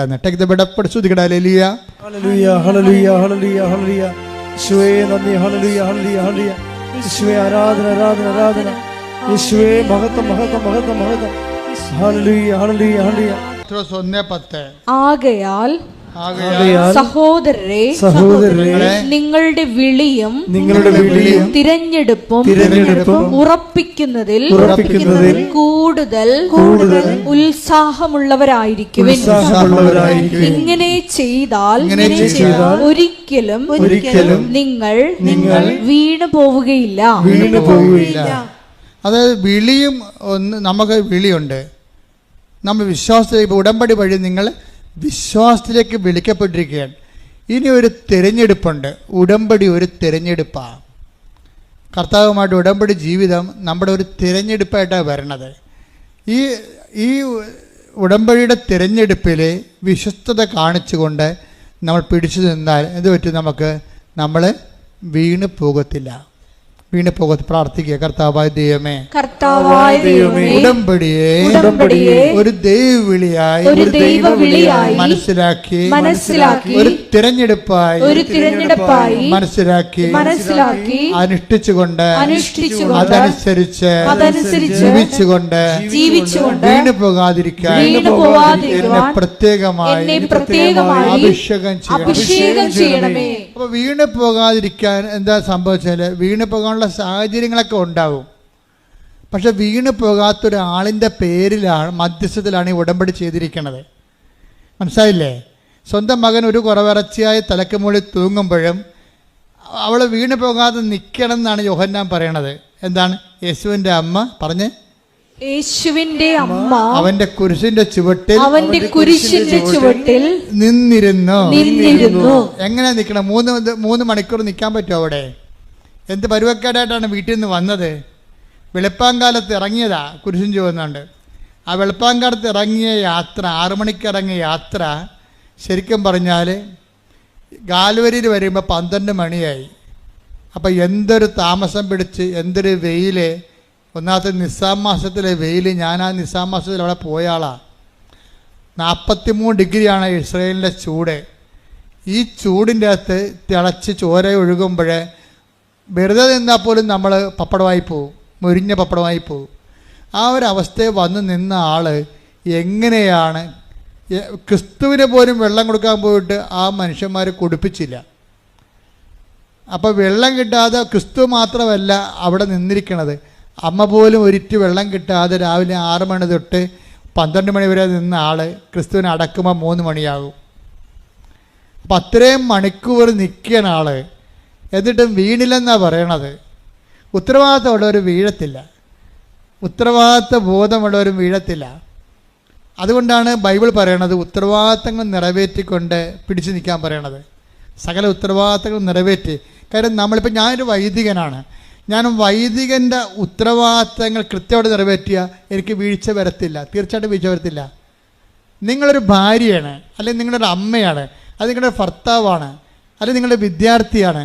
നിങ്ങൾക്ക് ആ ഉത്തരവാദിത്തം കൃത്യമായി നിറവേറ്റുകയാണെങ്കിൽ ആ ദൈവ ഉത്തരവാദിത്വം എന്ന് പറയുന്നത് എന്താണ്? ഉത്തരത്തിൻ്റെ വാദിയാണ് ഉത്തരവാദി. വാദിയും പ്രതിയുമില്ലേ അല്ലേ? ഉത്തരവാദി എന്ന് വെച്ച് കഴിഞ്ഞാൽ ആരോടാണ് നമ്മൾ കടപ്പെട്ടിരിക്കുന്നത്, ഉത്തരം കടപ്പെട്ടിരിക്കുന്നത്, അതാണ് ഉത്തരവാദി എന്ന് പറയണത്. അതായത് ഉത്തരം ആർക്ക് നമ്മൾ ബോധിപ്പിക്കണം. അപ്പോൾ നമ്മൾ ഉത്തരത്തിൻ്റെ അടിസ്ഥാനത്തിൽ ഉത്തരം പറയേണ്ട ആളായി മാറും. ഉത്തരം നമ്മൾ ആരോടാ പറയേണ്ടത്? ദൈവത്തോടാ ഉത്തരം പറയേണ്ടത്. ഉടമ്പടിക്ക് ഉത്തരം പറയേണ്ടത് ആരോടാണ്? ദൈവത്തോട്. അപ്പോൾ ഉത്തരവാദി ആരാ? നമ്മൾ. ഭാര്യയും ഭർത്താവിനെയും ഞങ്ങളെ കൊണ്ടുവന്ന് പള്ളിയിലെറിഞ്ഞ് പോസ്റ്റിന് താഴെ കല്യാണം കഴിക്കണത് ഒളിച്ചോടണമല്ല, മറിച്ച് കൗതാശികമായിട്ട് ദൈവത്തിൻ്റെ സ്ഥാനത്ത് നിന്നുകൊണ്ട് അൾത്താറെ വിവാഹം കഴിക്കുന്നവർ ഓർക്കുക, നിങ്ങൾ ദൈവത്തോട് ഉത്തരവാദികളാണ്. മറ്റത് പിന്നെ ഉത്തരവാദിയൊന്നുമില്ല. കാര്യം ഈ ഭൂമിയിൽ കല്യാണം കഴിക്കണമെന്ന് നിർബന്ധമൊന്നുമില്ല. എന്താ കാര്യം? എടാ, ദൈവപേടിയുള്ള ദൈവ പൈതൽ നിത്യതയ്ക്ക് വേണ്ടി നിയോഗിക്കപ്പെട്ടവരാണ് കർത്താവിൻ്റെ നാമത്തിൽ വിവാഹം കഴിക്കണത്. അവർക്ക് വിവാഹം കഴിക്കണമെങ്കിൽ ചില ആൾക്കാർക്ക് ഇതൊന്നും ഒരു പ്രശ്നമല്ല. അവർ ലിവിങ് ടുഗദറാണ്, ഒരുമിച്ച് താമസമാണെന്നൊക്കെ പറയും. എന്നിട്ട് അവർ അബോർഷൻ ഗുളിയൊക്കെ ഉപയോഗിക്കും. അങ്ങനെ പല മനുഷ്യർ ഈ ഭൂമിയിൽ നിൽക്കും. അവർക്ക് നിത്യതയെക്കുറിച്ച് യാതൊരു ബോധവുമില്ല. നമുക്ക് ബോധത്തിൻ്റെ കൂടുതലാണ് നമുക്ക്. എന്താ കാര്യം? ഞാൻ പരിശുദ്ധമ്മ ദേവമാതാവിനെ കണ്ട ആളാണ്. അപ്പോൾ നിത്യത എന്താണെന്ന് എനിക്കറിയാം. പക്ഷേ നിത്യതയായിട്ട് അടുക്കണമെങ്കിൽ കുറച്ച് പണിയുണ്ട്. എന്താ കാര്യം? കർത്താവിൻ്റെ കൽപ്പനകൾ പാലിക്കണം. അവൻ പറയണ പോലെ ജീവിക്കണം. അവൻ പറയണ പോലെ ജീവിക്കണമല്ല, വഴിയെ നമുക്ക് തോന്നുന്ന പോലെ ജീവിക്കണമല്ല. നമുക്ക് തോന്നുന്ന പോലെ ഇപ്പോൾ ഒരു ഭർത്താവിനെ ഉപേക്ഷിച്ച്, രണ്ടാമത്തെ ഭർത്താവിനെ ഉപേക്ഷിച്ച്, മൂന്നാമത്തെ ഭാര്യയെ ഉപേക്ഷിച്ച് നമുക്കിങ്ങനെ എല്ലാ കുടിയിലും 5-6 മക്കളൊക്കെ ഉണ്ടാക്കി. അങ്ങനെ ഒന്നും സഭയിലില്ല, നിയമമില്ല. കർത്താവ് എന്താ പറയുന്നത്? അവരിരുവരും ഏക ശരീരമായി തീരും. എന്താ അപ്പം ഏക ശരീരമായി തീരുമെന്ന് പറയുമ്പോൾ ആ ദൈവ തിരുസന്നിധിയിലുള്ള ഒരു കവനൻ്റ് ഉടമ്പടിയാണ് ഇവിടെ നടക്കുന്നത്. ആ ഉടമ്പടിയിലുണ്ടാകുന്ന കുഞ്ഞുങ്ങൾ ഉടമ്പടിയുടെ കുഞ്ഞുങ്ങളാണ്. ആ ഉടമ്പടിയുടെ കുഞ്ഞുങ്ങളെ വേദപാഠം പഠിപ്പിക്കാൻ നമ്മൾ ബാധ്യസ്ഥരാണ്. എന്താ കാര്യം? നമ്മൾ പറഞ്ഞിട്ടുണ്ട് കർത്താവിനോട്, വിവാഹത്തിലുണ്ടാകുന്ന കുഞ്ഞുങ്ങളെ പുണ്യപൂർണ്ണമായി വളർത്തിക്കൊള്ളാവുന്ന. അപ്പോൾ ചില ഭർത്താക്കന്മാർ വന്നിട്ട്, ചില ഭാര്യമാർ വന്നിട്ടും പറഞ്ഞു, എൻ്റെ അച്ഛ, ഇയാളൊന്ന് കുമ്പസാരിപ്പിക്ക്. ഇയാൾ എന്നോട് പറഞ്ഞത് കല്യാണത്തിന് പോലും കുമ്പസാരിച്ചിട്ടില്ലെന്നുള്ളതാണ്. കല്യാണത്തിന് പോലും കുമ്പസാരിക്കാത്ത കടവാമ്പോത്തിൻ്റെ കൂടെ നീ ജീവിക്കണത്. എൻ്റെ മകളെ, നീ കുറച്ച് വേർക്കേണ്ടി വരും. കാരണം കഴിഞ്ഞ ദിവസം ഞാൻ ഒരു കടവാമ്പോത്തിനെ കണ്ട്. ഞാൻ എറണാകുളത്ത് നിൽക്കുകയായിരുന്നു, ഞാനും നമ്മുടെ ഡ്രൈവർ മനോജും കൂടി. ഇപ്പം ഞങ്ങൾക്കൊരു ബുക്ക് സ്റ്റോള്, ഒരു പുതിയ ബുക്ക് വന്നിട്ടുണ്ട്, അത് മേടിക്കണം. പക്ഷേ ഞങ്ങൾ ചെന്നപ്പോഴുണ്ട് ആ ബുക്ക് സ്റ്റോൾ അവിടെ ഇല്ല. എവിടെയാണെന്ന് അറിയാനും പാടില്ല. ഞങ്ങൾ ഊഹം വെച്ച സ്ഥലത്ത് ചെന്നപ്പോൾ അവിടെ ചെന്നപ്പോൾ ഓട്ടോ റിക്ഷ സ്റ്റാൻഡിലാണ്. അവിടെ ചെന്നപ്പോൾ ഞങ്ങൾ ഡ്രൈവർ ചോദിച്ചു, ഇന്ന ബുക്ക് സ്റ്റോൾ എവിടെയാണെന്ന് ചോദിച്ചു. ബുക്ക് സ്റ്റോളാ? അവിടെ നിന്നൊരു കണക്കിന് തടികൂരിക്കൊണ്ട് പോകുന്നു. കുറച്ച് കഴിഞ്ഞപ്പോൾ മനോജ് പറയണം, അയാളുടെ കഴുത്തെ ഉടമ്പടി കാശും കിടപ്പുണ്ടായിരുന്നു. അപ്പോഴാണ് എനിക്ക് മനസ്സിലായത് പെണ്ണുമ്പിള്ള പറ്റിച്ച പണിയാണെന്ന്. ഉടമ്പടിയിലെ നേർച്ച വസ്തുക്കളെല്ലാം പ്രയോഗവിധികളിലാണ് അടയാളപ്പെടുത്തിയിരിക്കുന്നത്. ഇപ്പോൾ അതിൻ്റെ അകത്ത് പ്രാർത്ഥനയുണ്ട്, നമ്മൾ പ്രാർത്ഥിക്കുന്ന പ്രാർത്ഥനകളുണ്ട്. പിന്നെ എന്താണ്? പ്രഖ്യാപനമുണ്ട്. നമ്മൾ പത്രം കൊടുക്കത്തില്ലേ, അതെന്താണ്? പ്രഖ്യാപനമാണ്. നിങ്ങളിപ്പോൾ 18 പത്രമേ മേടിക്കുന്നുള്ളൂ. അമേരിക്കക്കാർ എന്നോട് ചോദിച്ചിരിക്കുന്നത്, ഇപ്പോൾ അടുത്ത ധ്യാനം ചിക്കാഗോയിൽ നടത്താൻ പോണ ധ്യാനത്തിന് അവരെന്നോട് പറഞ്ഞിരിക്കുന്നത്, നിങ്ങൾ അതിൻ്റെ എന്താണ് PDF അയച്ചതാണ്, ഞങ്ങളിവിടെ പ്രിൻ്റ് ചെയ്ത് വിതരണം ചെയ്തോളാമെന്ന്. കഴിഞ്ഞ ധ്യാനത്തിന് അവരാണ്ട് 10,000 20,000 പത്രം മേടിച്ച് വിതരണം ചെയ്ത്, പത്രം അവിടെ തന്നെ അടിച്ച് വിതരണം ചെയ്ത്. അപ്പം അവിടെ നിന്ന് ആൾക്കാർ അവിടെ കൊടുക്കണത്, ആൾക്കാർ എന്ത് ഭക്തിയോടാണ്. അവിടെ ഇംഗ്ലീഷ് പത്രമാണ് കൃപാസനത്തിൻ്റെത്. ഇപ്പം അടുത്ത ധ്യാനത്തിന് അവർ കൊടുക്കുന്നുണ്ട്. വേറെയും ഗ്രൂപ്പുകൾ പത്രം PDF ചോദിച്ചിട്ടുണ്ട്. വിദേശ രാജ്യങ്ങളിൽ PDF പത്രം ചോദിച്ചാൽ ഞങ്ങൾ PDF അയച്ചു കൊടുക്കും. എന്താ കാരണം വെച്ച് കഴിഞ്ഞാൽ നമ്മളെ സംബന്ധിച്ചിടത്തോളം മാതാവിൻ്റെ പ്രത്യക്ഷീകരണത്തിൻ്റെ സന്ദേശമാണത്. ആ മാതാവിൻ്റെ പ്രത്യക്ഷീകരണ സന്ദേശം അവർക്ക് അടിച്ചു കൊടുക്കാൻ പറ്റുന്നുണ്ടെങ്കിൽ സന്ദേശം കൈമാറണം. എന്താ കാര്യം? സന്ദേശം ലളിതമായി കൈമാറണം. സന്ദേശം എന്താണ്? ദുരന്തമുണ്ടാകാൻ പോണ്, പ്രാർത്ഥിക്കണമെന്നാണ് അമ്മ പറഞ്ഞത്. അപ്പോൾ എന്തുമാത്രം ആൾക്കാർക്ക് ഈ അമ്മയുടെ പ്രത്യക്ഷീകരണത്തിൻ്റെ അടിസ്ഥാനത്തിൽ ലോകം മുഴുവൻ പ്രാർത്ഥിക്കാൻ വേണ്ടി കൃപാസനത്തെ ചുമതലപ്പെടുത്തിയിട്ടുണ്ടോ? കൃപാസനത്തിൽ എല്ലാ മധ്യസ്ഥ പ്രാർത്ഥനക്കാരും അതേ ഉത്തരവാദിത്തമുള്ളതാണ്. ഉടമ്പടി എടുത്ത അമ്മയും കൃപാസനത്തിൽ പ്രത്യക്ഷയുടെ പരിശുദ്ധ അമ്മയുമായി ഉടമ്പടി ജീവിതം നയിക്കുന്ന നിങ്ങളും അതിന് ബാധ്യസ്ഥരാണ്. എന്താണ്? ദുരന്തമുണ്ടാകാൻ പോണ്, പ്രാർത്ഥിക്കണമെന്ന് പറയാൻ. നിങ്ങൾ പത്രം കൊണ്ട് കൊടുക്കുമ്പോൾ നിങ്ങൾ എന്താ പറഞ്ഞത്?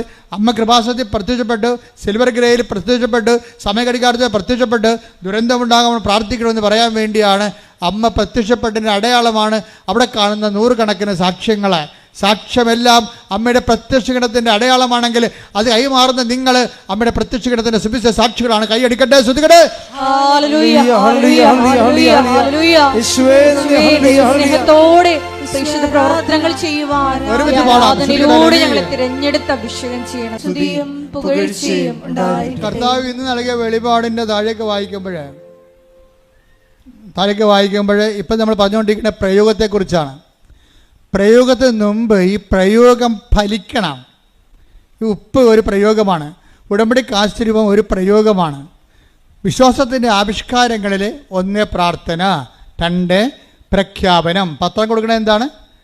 പ്രഖ്യാപനമാണത്. അമ്മയുടെ പ്രത്യക്ഷീകരണത്തിൻ്റെ പ്രഖ്യാപനമാണ്. 3 എന്താണ്? പ്രയോഗമാണ്. ഈ പ്രയോഗത്തിലാണ് നമ്മൾ ഉടമ്പടി കാശുരൂപം ഉള്ളത്. പിന്നെന്തുണ്ട്? ഉപ്പുണ്ട്. പിന്നെന്തുണ്ട്?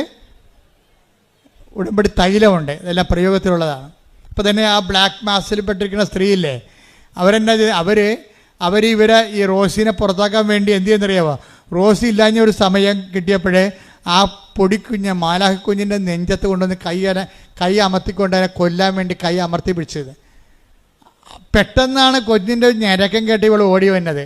ഓടി വന്നതോടുകൂടി കൊച്ച് മരിക്കണ കണ്ടീഷനായി. അപ്പോൾ ഇവൾ ഓടിക്കളഞ്ഞ് അവിടെ ഇത് ചെയ്തിരുന്ന ആൾ കൊച്ചിനെ കൊല്ലാൻ നോക്കിയതാണ്. നോക്കി എന്ത് കുരിശാണെന്ന് നോക്കിയേ. ഉടനെ റോസി ഇതിനെയും കൊണ്ട് ആശുപത്രിയിൽ പോയി. അവരുടെ കൂടെ അറബികളല്ലേ, കുവൈറ്റികൾ, അവരുടെ ആശുപത്രിയിൽ പോയി. ആശുപത്രിയിൽ പോയപ്പോൾ തന്നെ ഈ കൊച്ചിൻ്റെ ഈ മരണവിപ്രാളത്തിൽ കിടന്ന കൊച്ചല്ലേ, കൊച്ചിന് ഇവളെ തന്നെ ഇപ്പം ഇവർ നോട്ട വിട്ടു. മറ്റവളെ കണ്ടില്ലല്ല, ഇവളെ നോട്ട വിട്ടാ കുവൈറ്റികൾ. കാര്യം ഇവളാണല്ലോ കൊച്ചിനെ ഇങ്ങനെ ശ്രദ്ധിക്കാതെ ഇവിടെ ഇല്ലാഞ്ഞല്ലേ ഇവിടെ. അതോടുകൂടി കൊച്ചിന് നീർക്കെട്ടലായി, പതിരക്ക് നീര് വന്ന് ആശുപത്രി കിടന്ന്. അപ്പോൾ കൊച്ചിന് എന്തെങ്കിലും സംഭവിച്ചാൽ റോസിനെ അവർ ജയിലിലാക്കും. അപ്പോൾ റോസി എന്നാ ചെയ്യുന്നറിയാവോ?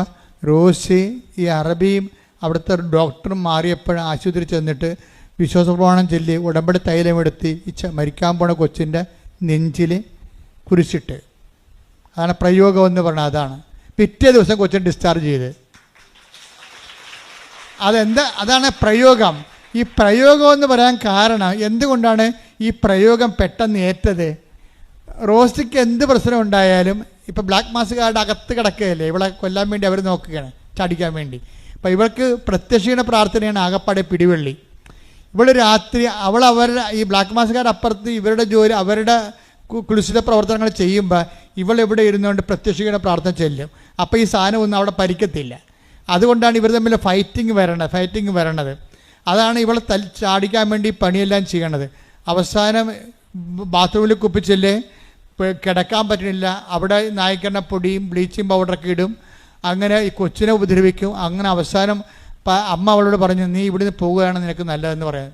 നീ സ്വസ്ഥമായിട്ട് നിനക്ക് ബാത്റൂമിൽ പോകാൻ പറ്റണില്ല, ഭക്ഷണം കഴിക്കാൻ പറ്റണില്ല, ഉറങ്ങാൻ പറ്റണില്ല. ഉറങ്ങിക്കഴിയുമ്പോൾ ഇവർ വന്ന് വെച്ച് ഇവിടെ തലയെടുത്ത് ഭിത്തിയിട്ടിടിക്കും. എന്തൊരു കഷ്ടമാണെന്ന് ചോദിക്കേ. ഇതൊന്നും പറഞ്ഞാൽ കുവൈറ്റികൾ അംഗീകരിക്കത്തില്ല. കാര്യം ആ വേലക്കാർ പണ്ട് മുതലേ അവിടെ ഉള്ളതാണ്. അവർ നല്ലവരാണ്, നിൻ്റെ കള്ളത്തരവാണി പറയണമെന്നാണ് വീട്ടുകാർ വിചാരിക്കണത്. വീട്ടുകാർ ഇങ്ങനെ തള്ളിപ്പറഞ്ഞ കാരണം റോസി പറയും, അമ്മേ എന്നെ ഇവിടുന്ന് കൊണ്ടുപോകും, പക്ഷേ പാസ്പോർട്ട് നമ്മുടെ കയ്യിലില്ലല്ല, പാസ്പോർട്ട് അവരുടെ കയ്യിലല്ലേ, വീട്ടുകാരുടെ കയ്യിലല്ലേ.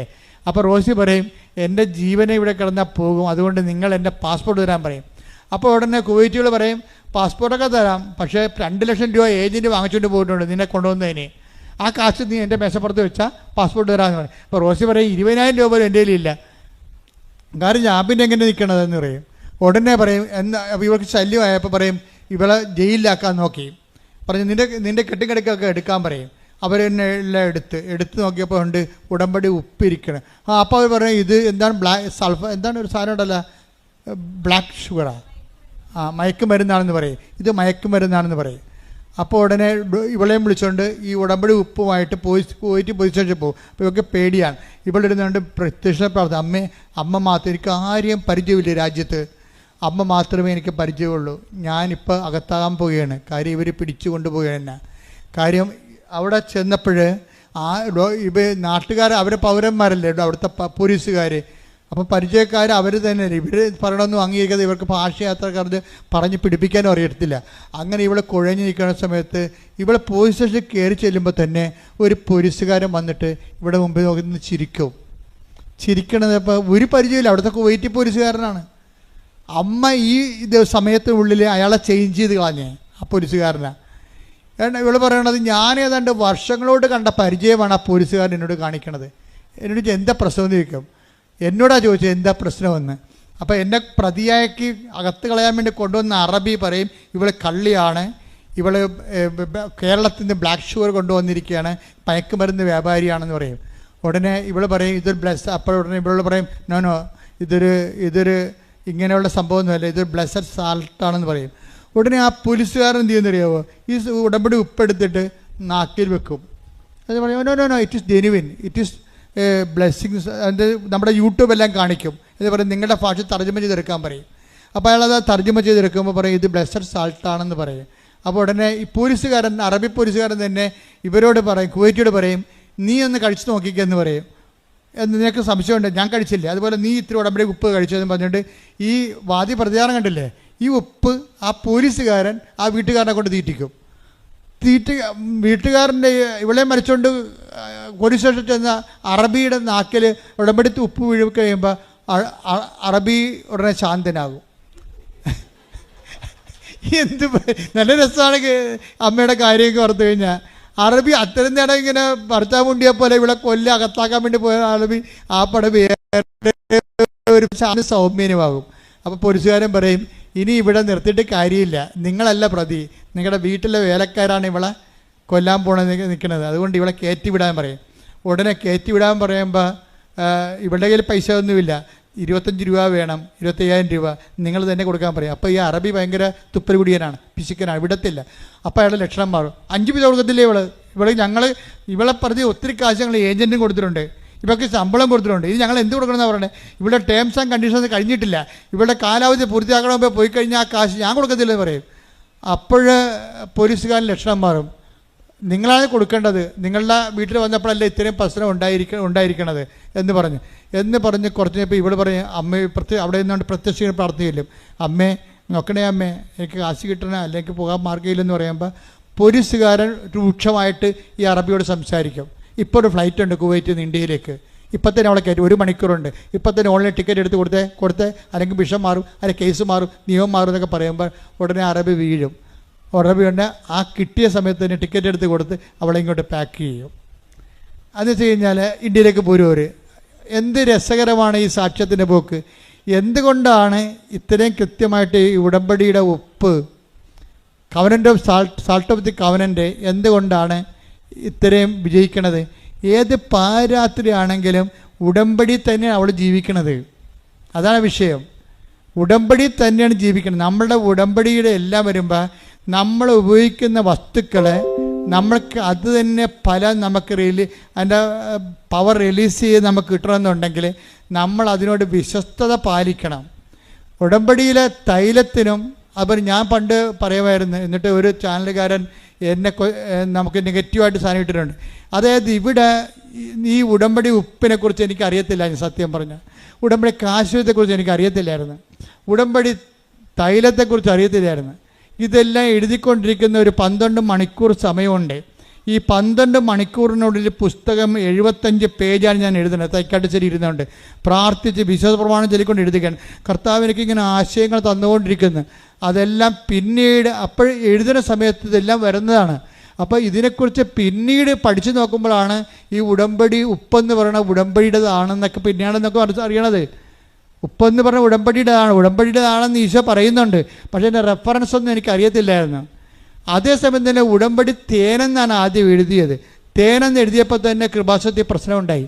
തേന് വിൽക്കുന്ന ആൾക്കാർ വന്ന് ഇവിടെ തോന്നിവാസം പറഞ്ഞു. അവരെന്നോട് പറഞ്ഞ് തേന് വിൽക്കുന്ന ആൾക്കാർ തോന്നിവാസം പറയുന്നുണ്ട്, തേന് നിറക്കാൻ കണ്ടിട്ട്. അപ്പോൾ ഞാൻ പറഞ്ഞ് അത് പരിശുദ്ധാമ്മയുടെ ഇടപെടലാണ്.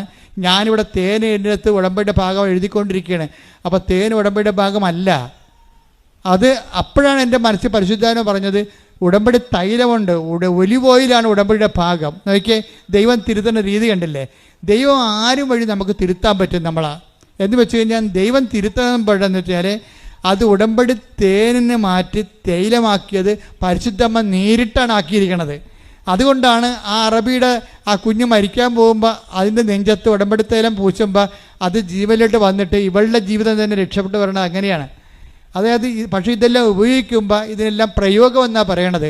പ്രയോഗിക്കുന്നവർ ചെയ്യേണ്ടത്, നിങ്ങൾ ആ പ്രയോഗിക്കുന്ന നിങ്ങളെ ഉടമ്പടി വിശ്വസ്തത പാലിച്ച് ഉടമ്പടിയുടെ ക്ലാസ്സെല്ലാം അറ്റൻഡ് ചെയ്ത് കേട്ടില്ലെങ്കിൽ വീണ്ടും വീണ്ടും കേട്ട് നോക്കി കൃത്യമായിട്ട് ചെയ്ത് ദൈവത്തോട് വിശ്വസ്ത പാലിച്ചാൽ ആർക്ക് ഏത് ബ്ലാക്ക് മാസുകാരനല്ല, കൂടോത്രക്കാരനല്ല, തോന്നിയവാസി ആയാലും ശരി, നിങ്ങൾ ഏത് നരകത്തിൽ പോയി താമസിച്ചാലും ഏത് മുറുക്കുപാമ്പിൻ്റെ ഉള്ളിലാണെങ്കിലും ദൈവം നിങ്ങളെ സഹായിക്കും. എന്താ കാര്യം? ക്രിസ്തു സകലതും, അവൻ ദൈവം സമസ്തവും ഈ ലോകത്തുള്ള പിശാചിന് ഉൾപ്പെടെ അവൻ്റെ പാദത്തിൻ്റെ പീഠത്തിൻ്റെ കീഴിലാക്കിയിട്ടുണ്ടെങ്കിൽ അവനെ പ്രസവിച്ച മറിയത്തോടാണ് പറഞ്ഞിരിക്കുന്നത്. എന്താ പറഞ്ഞിരിക്കുന്നത്? അവൻ നിൻ്റെ തല തകർക്കും. പിശാചിനോട്, നിന്നിൽ നിന്ന് ജനിക്കാൻ പോകുന്നവൻ നിൻ്റെ തല തകർക്കും. അപ്പം ക്രിസ്തുവിനെ, എല്ലാ പൈശാചിക തലകളെ തകർക്കുന്ന ക്രിസ്തുവിനെ പ്രസവിച്ച ആള് ആ പവറിലാണ്, അവളുടെ മധ്യസ്ഥത്തിലും ഈശ്വരൻ്റെ നാമത്തിലുമാണ് ഈ ഉടമ്പടി ചെയ്യുന്ന ആൾക്കാർക്ക് നേർച്ച വസ്തുക്കൾ വെഞ്ചരിച്ച് തന്നിരിക്കുന്നത്. അതുപോലെ തന്നെ നിങ്ങൾ വിശുദ്ധിയോടെ ഉപയോഗിക്കാനും പ്രാർത്ഥനയിൽ ഇത് ആവശ്യമില്ലാതെ ആർക്കും അയച്ചു കൊടുക്കുകയോ കൈമാറുകയോ ഒന്നും ചെയ്യരുത്. ഉടമ്പടി ആര് ചെയ്യുന്നു, ഉടമ്പടി ആരാണ് നിർവഹിക്കുന്നത്, അയാൾക്ക് പോയി ചെയ്യാം, അല്ലാതെ നിങ്ങൾ കൊടുക്കരുത്. മക്കൾക്കൊക്കെ ചിലരൊക്കെ ചില വിഡ്ഢി അമ്മമാരുണ്ട്, ഞാൻ പറയാം അതൊക്കെ കൂതറ പാർട്ടിയാണ്. എന്ന് വെച്ച് കഴിഞ്ഞാൽ മക്കൾക്ക് അവർ ഉടമ്പടി ചെയ്ത് വെച്ച് കാശ് രൂപ മക്കൾക്ക് കൊടുക്കും. അതങ്ങനെ ചെയ്യാൻ പറ്റത്തില്ലത്.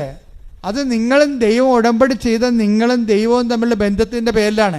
ആ മക്കളാണെങ്കിൽ അത് കൊണ്ടുകൊണ്ട് ഉടമ്പടിയിലല്ല ജീവിക്കണത്, അവർ തോന്നിയവാസത്തിലാണ് ജീവിക്കണമെന്നുണ്ടെങ്കിൽ നിങ്ങൾ കൊടുത്തത് തിരിച്ചു കടിക്കും. നിങ്ങളെ വിശുദ്ധിയില്ലാത്ത മക്കൾക്കും തോന്നിയവാസിയായിട്ടുള്ള മക്കൾക്കുമാണ് നിങ്ങൾ ഉടമ്പടി കാശ് രൂപം കൊടുത്തിരിക്കണമെന്നുണ്ടെങ്കിൽ, നിങ്ങളിപ്പോൾ ഓരോ കാനഡയിലേക്ക് അമേരിക്കയിലൊക്കെ പോകുമ്പോൾ നിലയം പിടിച്ചുകൊണ്ട് കാശ് രൂപം കൊടുക്കണില്ലേ, അവിടെ പോയിട്ട് എന്തെങ്ങനെ ജീവിക്കണമെങ്കിൽ അറിയാവോ? അറിയത്തില്ല. അവർ ദൈവത്തിന് മറന്ന് പ്രാർത്ഥനയുമില്ല, കുർബാനയുമില്ല, കുമ്പസാരമില്ല ജീവിക്കുന്ന ആൾക്കാർക്കാണ് നിങ്ങളെ വിശുദ്ധ വസ്തു കൈമാറിയെങ്കിൽ കർത്താവ് പറഞ്ഞിട്ടുണ്ട്, നിങ്ങളുടെ വസ്തുക്കൾ പന്നികളുടെ മുമ്പിൽ വിതറരുതെന്ന്. കാര്യം അത് നിങ്ങളെ വിശുദ്ധ വസ്തുക്കളാണത്. അത് വിശുദ്ധന്മാരോടുള്ള ആൾക്കാർ ഉപയോഗിക്കേണ്ടതാണ്. ഉടമ്പടിയുടെ വിശുദ്ധി കീപ്പ് ചെയ്തുകൊണ്ട്, വിശുദ്ധി കീപ്പ് ചെയ്യണത് നിസ്സാരമായ കാര്യമാണ്, അല്ല ആനക്കാര്യമല്ല. നിങ്ങളുടെ പിശാസാണ് പറഞ്ഞത് വിശുദ്ധിയോടെ ജീവിക്കാൻ പാടാണെന്ന്. ദൈവം പറഞ്ഞിട്ടില്ല. ഈസിയാണ് വിശുദ്ധിയോടെ ജീവിക്കാൻ വേണ്ടി. അതായത് ഒരു ജന്മം മുഴുവൻ സെലിബ്രേറ്റായിട്ട് ഞങ്ങൾ ജീവിക്കാൻ ഇവിടെ കർത്താവിന് വേണ്ടി. നാളെ ചിലപ്പോൾ ഇങ്ങനെ ഒരു സമൂഹം ചിലപ്പോൾ ഉണ്ടായില്ലെന്ന് വരും. പക്ഷേ അതേസമയത്ത് തന്നെ ഉള്ളിടത്തോളം കാലം വിശുദ്ധിയോടെ ജീവിക്കാൻ കഴിയുമെന്ന് ലോകത്തെ പഠിപ്പിച്ച ഒരു വെല്ലുവിളിയാണ് ഈ പൗരോഹിത്യമൊക്കെ ഏറ്റെടുത്തിരിക്കുന്നത്. അതുപോലെ സമർപ്പിതരും. നിങ്ങളുടെ മക്കളെ നിങ്ങൾ വൈദികരാക്കാനും നിങ്ങളുടെ മക്കളെ നിങ്ങൾ സന്യസ്തരാക്കാനും നിങ്ങൾ തീരുമാനിച്ചാൽ ആ തീരുമാനം കൊണ്ട് തന്നെ നിങ്ങൾ ദൈവത്തിൻ്റെ സ്വന്തം മക്കളും. അതുപോലെ ഒരു കാര്യം ഓർക്കുക, ഏത് സ്പേസിൽ പോയാലും ഒരു കാലത്ത് ഭൂമിയിലോട്ട് ഇറങ്ങി വരേണ്ടി വരും. ഓർത്തേക്കണം. നിങ്ങൾ എത്ര വലുതായാലും നിലത്ത് ഉയർന്നാലും അവസാനം എല്ലാ പക്ഷികളും നിലത്തിറങ്ങാത്ത എത്ര ഉയർത്തി പഠിക്കുന്ന കഴുകനാണെങ്കിൽ പോലും ഒരു സമയത്ത് നിലത്തിറങ്ങേണ്ടി വരും. അതുകൊണ്ട് എന്തെല്ലാം നമ്മൾ നേടിയാലും ഒരു നിമിഷം നമ്മൾ നിലത്തിറങ്ങി നോക്കുമ്പോൾ നമ്മൾ നിലത്തിലോട്ട് ഇറങ്ങിപ്പോകുന്ന സമയത്തില്ലേ, 6 മണിലേക്ക് മറഞ്ഞു പോകുന്ന സമയത്തില്ലേ, അന്ന് നീ നേടിയത് ദൈവത്തിനെ മാറ്റി നിർത്തിക്കൊണ്ട് ഔന്നത്യം പ്രാപിക്കാൻ വേണ്ടി നേടിയ മനുഷ്യർക്കൊക്കെ അവസാനം അവരുടെ വിൽപ്പത്തത്തിലും അവരുടെ അധികാരപത്രത്തിലും കണ്ണുനീര് മാത്രമായിരിക്കും അവകാശമെന്ന് ഇപ്പോഴും പറയാൻ ഞാൻ ആഗ്രഹിക്കുന്നു. ഞാനല്ല, എന്നിലൂടെ പ്രവർത്തിക്കുന്ന പരിശുദ്ധാത്മാവ്. കൈയടിക്കട്ടെ ശ്രുതികളെ. പരിശുദ്ധ പരമദിവ്യകാരണത്തിന് നേരവും ആരാധനയും സ്തുതിയും പുകഴ്ചയും ഉണ്ടായിരിക്കട്ടെ. ലോകം നമ്മളെ എന്തുമാത്രം മലീമസമാക്കാം, എന്തുമാത്രം കെയർലെസ് ആക്കാം, അങ്ങനെ ഒത്തിരിയേറെ നടപടിക്രമങ്ങളുമാണ് ലോകം കുതിക്കണത്.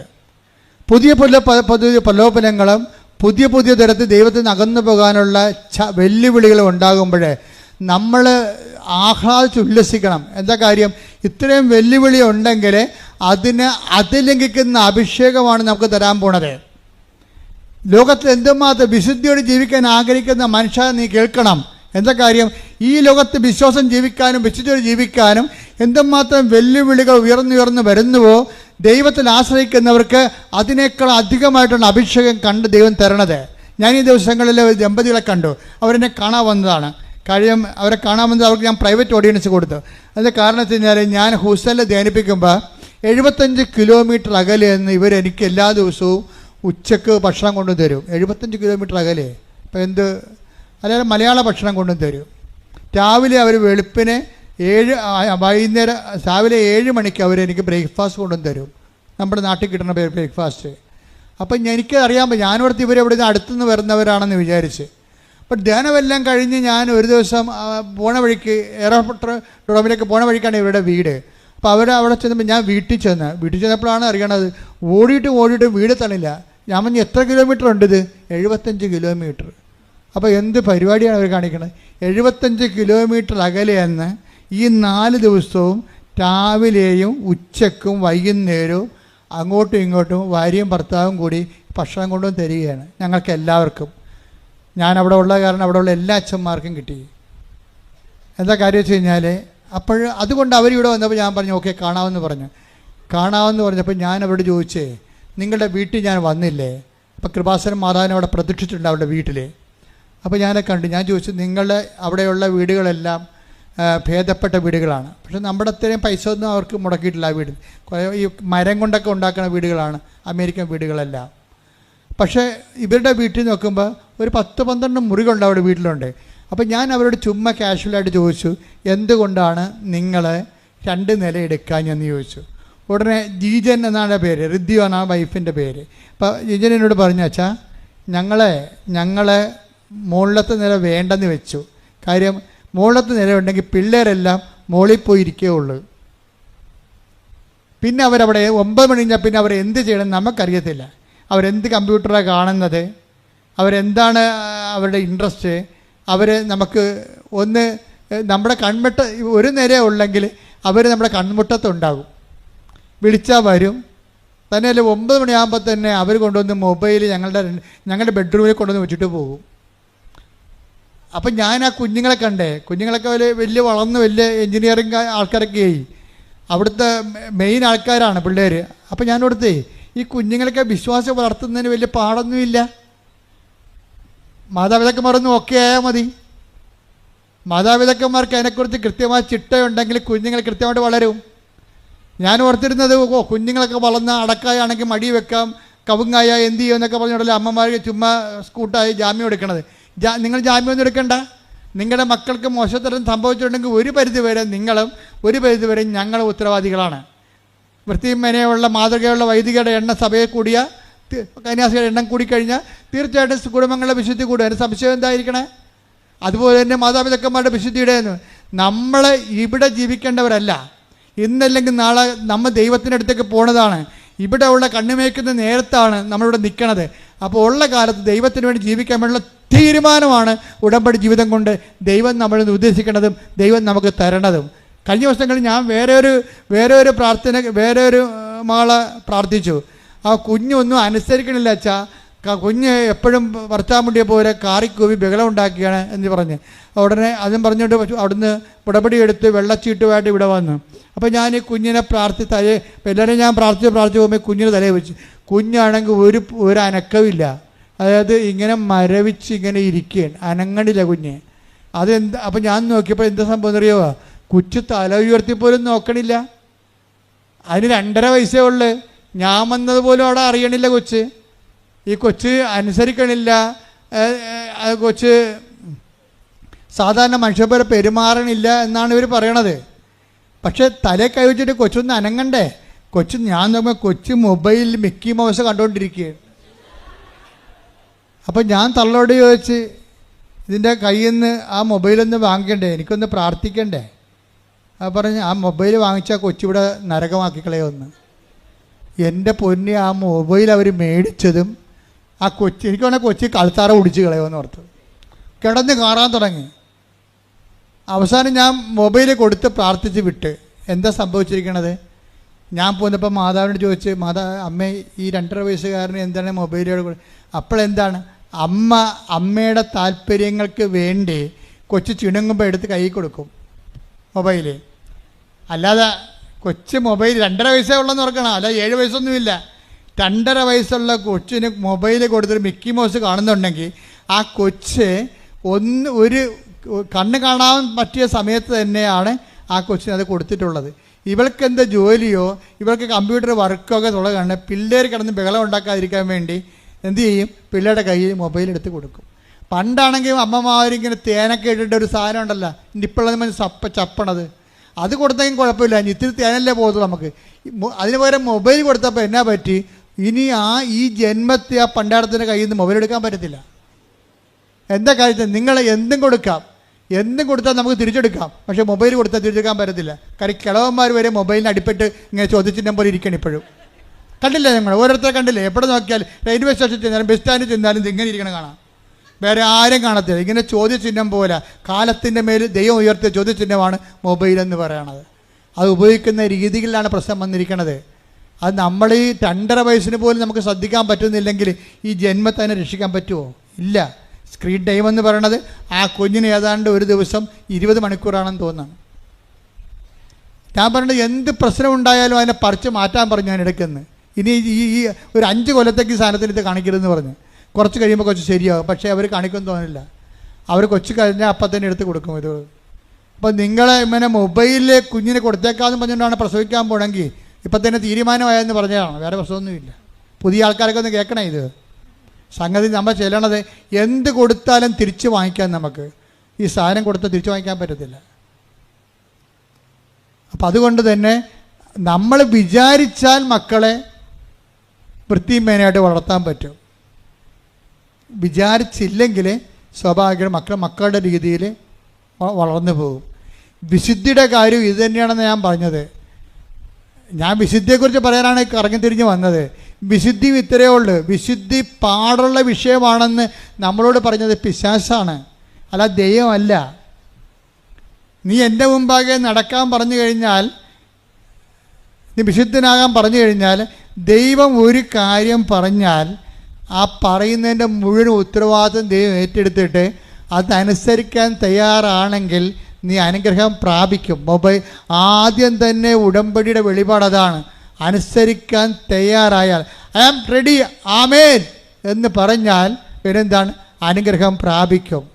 വിശുദ്ധിക്ക് വേണ്ടി ജീവിക്കാൻ ഞാൻ തയ്യാറാണ് ആമേൻ എന്ന് പറഞ്ഞാൽ ദൈവം വിശുദ്ധിയുടെ അഭിഷേകം നിനക്ക് തരും. കയ്യടിക്കട്ടെ, ശ്രുതിക്കട്ടെ.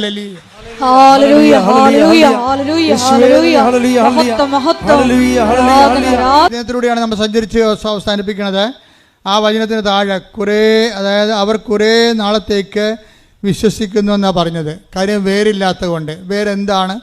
പരസ്നേഹത്തിൻ്റെ പ്രവർത്തികളാണ് വേരെന്ന് പറഞ്ഞു. അതെല്ലാം കഴിഞ്ഞ ശേഷം താഴെ വരുന്ന വചനം വായിച്ച് മുള്ളുകളുടെ ഇടയിൽ വീണതിനെക്കുറിച്ച് പറയുന്നുണ്ട്. 15 വായിച്ച് 8-15. നല്ല നിലത്ത് വീണതോ? പറഞ്ഞു. നല്ല നിലത്ത് വീണതോ? വചനം കേട്ട് ഉത്കൃഷ്ടവും നിർമ്മലവുമായ ഹൃദയത്തിൽ അത് സംഗ്രഹിച്ച് ക്ഷമയോടെ ഫലം പുറപ്പെടുവിക്കുന്നവരാണ്. ഇതാരാണ് ശരിക്കും പറഞ്ഞ? ഇതാണ് മറിയം എന്ന് പറയുന്ന ആള്. പിടികിട്ടിയ? അതായത് മറിയത്തിൻ്റെ വാട്ടർ മാർക്കുകൾ ഇങ്ങനെ ബൈബിൾ മുഴുവനും ഇങ്ങനെ സ്പൈനൽ കോഡ് പോലെ പോയിരിക്കുകയാണ്. മറിയമെന്ന് നേരിട്ട് പറയത്തില്ല. മറിയത്തിൻ്റെ സ്വഭാവങ്ങൾ പറയും, രീതികൾ പറയും, സംസ്കാരം പറയും. മറിയം സംസ്കാരത്തിലുള്ളൊരു വചനമാണിത്. എന്താണിത്? മറിയം എന്താ ചെയ്യണത്? നല്ല വിത്ത് വീണതോ വചനം കേട്ട്. പറഞ്ഞേ. നല്ല നിലത്ത് വീണതോ വചനം കേട്ട് ഉത്കൃഷ്ടവും നിർമ്മലവുമായ ഹൃദയത്തിൽ സംഗ്രഹിച്ച് ക്ഷമയോടെ ഫലം പ്രകടിപ്പിക്കുന്നതാണ്. ചില ഫലത്തിന് സഹിക്കുന്ന സ്നേഹം വേണം. അതാണ് ക്ഷമയെന്ന് പറയണത്. ചില ഫലത്തിന് ഇത്തിരി താമസിക്കും. ചില ഫലങ്ങൾ അതിനെന്ത് വേണം? ദൈവത്തോട് സ്നേഹം വേണം. പിന്നെ എന്താണ്? ദൈവത്തിൻ്റെ വചനം പാലിക്കുന്നതിൽ ഒരു സഹനവും വേണം. അല്ലാതെ ഉടമ്പടി എടുത്തല്ലോ, എനിക്ക് കിട്ടിയില്ലല്ലോ, അവക്ക് കിട്ടിയല്ല, ഉടമ്പടി എടുക്കാത്ത അവക്ക് കിട്ടിയല്ല എന്ന് പറഞ്ഞിട്ടുണ്ട്. ഞാൻ ഉടമ്പടി ഡൗൺ ആക്കരുത്. ക്ഷമ പോയെന്നതിൻ്റെ അർത്ഥം മനസ്സിലായില്ലേ? ക്ഷമയെന്ന് പറഞ്ഞാൽ സഹിക്കുന്ന സ്നേഹത്തിനാണ് ക്ഷമയെന്ന് പറയണത്. അപ്പോൾ അതുപോലെ തന്നെ ആ ക്ഷമ ചില കാര്യങ്ങൾ നിറവേറാൻ ദൈവത്തിൻ്റെതാണ് സമയം. ദൈവത്തിൻ്റെ സമയമുണ്ട്. ആ ദൈവത്തിൻ്റെ സമയമാണ് നിനക്ക് കുറിച്ച് തരണത്.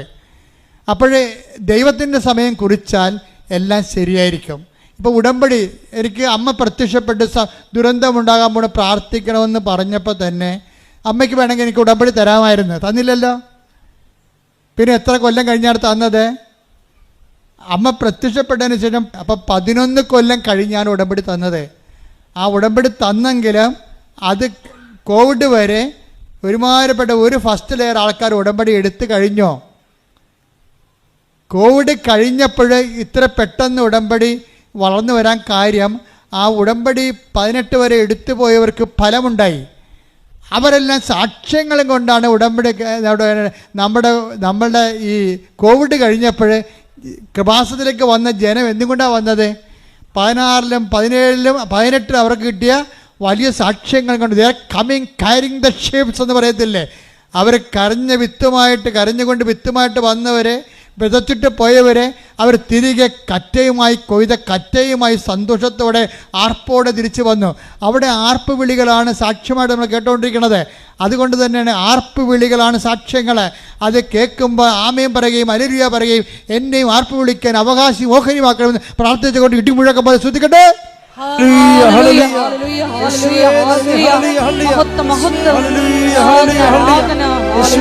കാര്യങ്ങൾക്കുള്ള സമയം ദൈവം നിശ്ചയിക്കും. ആ നിശ്ചയിക്കുമ്പോൾ അത് 1.5 സമയമായിരിക്കും. എല്ലാ കാര്യവും ഒത്തുവരണ സമയം ദൈവത്തിനറിയാം. അപ്പോൾ നിൻ്റെ ചില വിഷയങ്ങൾക്ക് ദൈവമാണ് അപ്പം തീരുമാനിക്കണം. അതുകൊണ്ട് നീ ആവശ്യമില്ലാത്ത ക്ഷമയോട് കാണിക്കരുത്. എഴുന്നേൽക്കുക.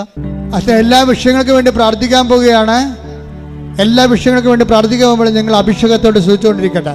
അടിപ്പണ പോലെ വൈദാഖ്യ ദൈവികമായ ശക്തി ഉച്ചമുതൽ ഉള്ളംകാല് വരെ അയച്ചിറങ്ങിക്കൊണ്ട് എല്ലാ കോശങ്ങളെയും പേശികളെയും അസ്ഥിക്കുളകളെയും അസ്ഥിസന്ധികളെയും കർത്താവിന്റെ കൃപയെ നിറക്കുന്ന സമയമാണ്. ഇടിമുഴക്കം പോലെ ശ്രദ്ധിക്കട്ടെ.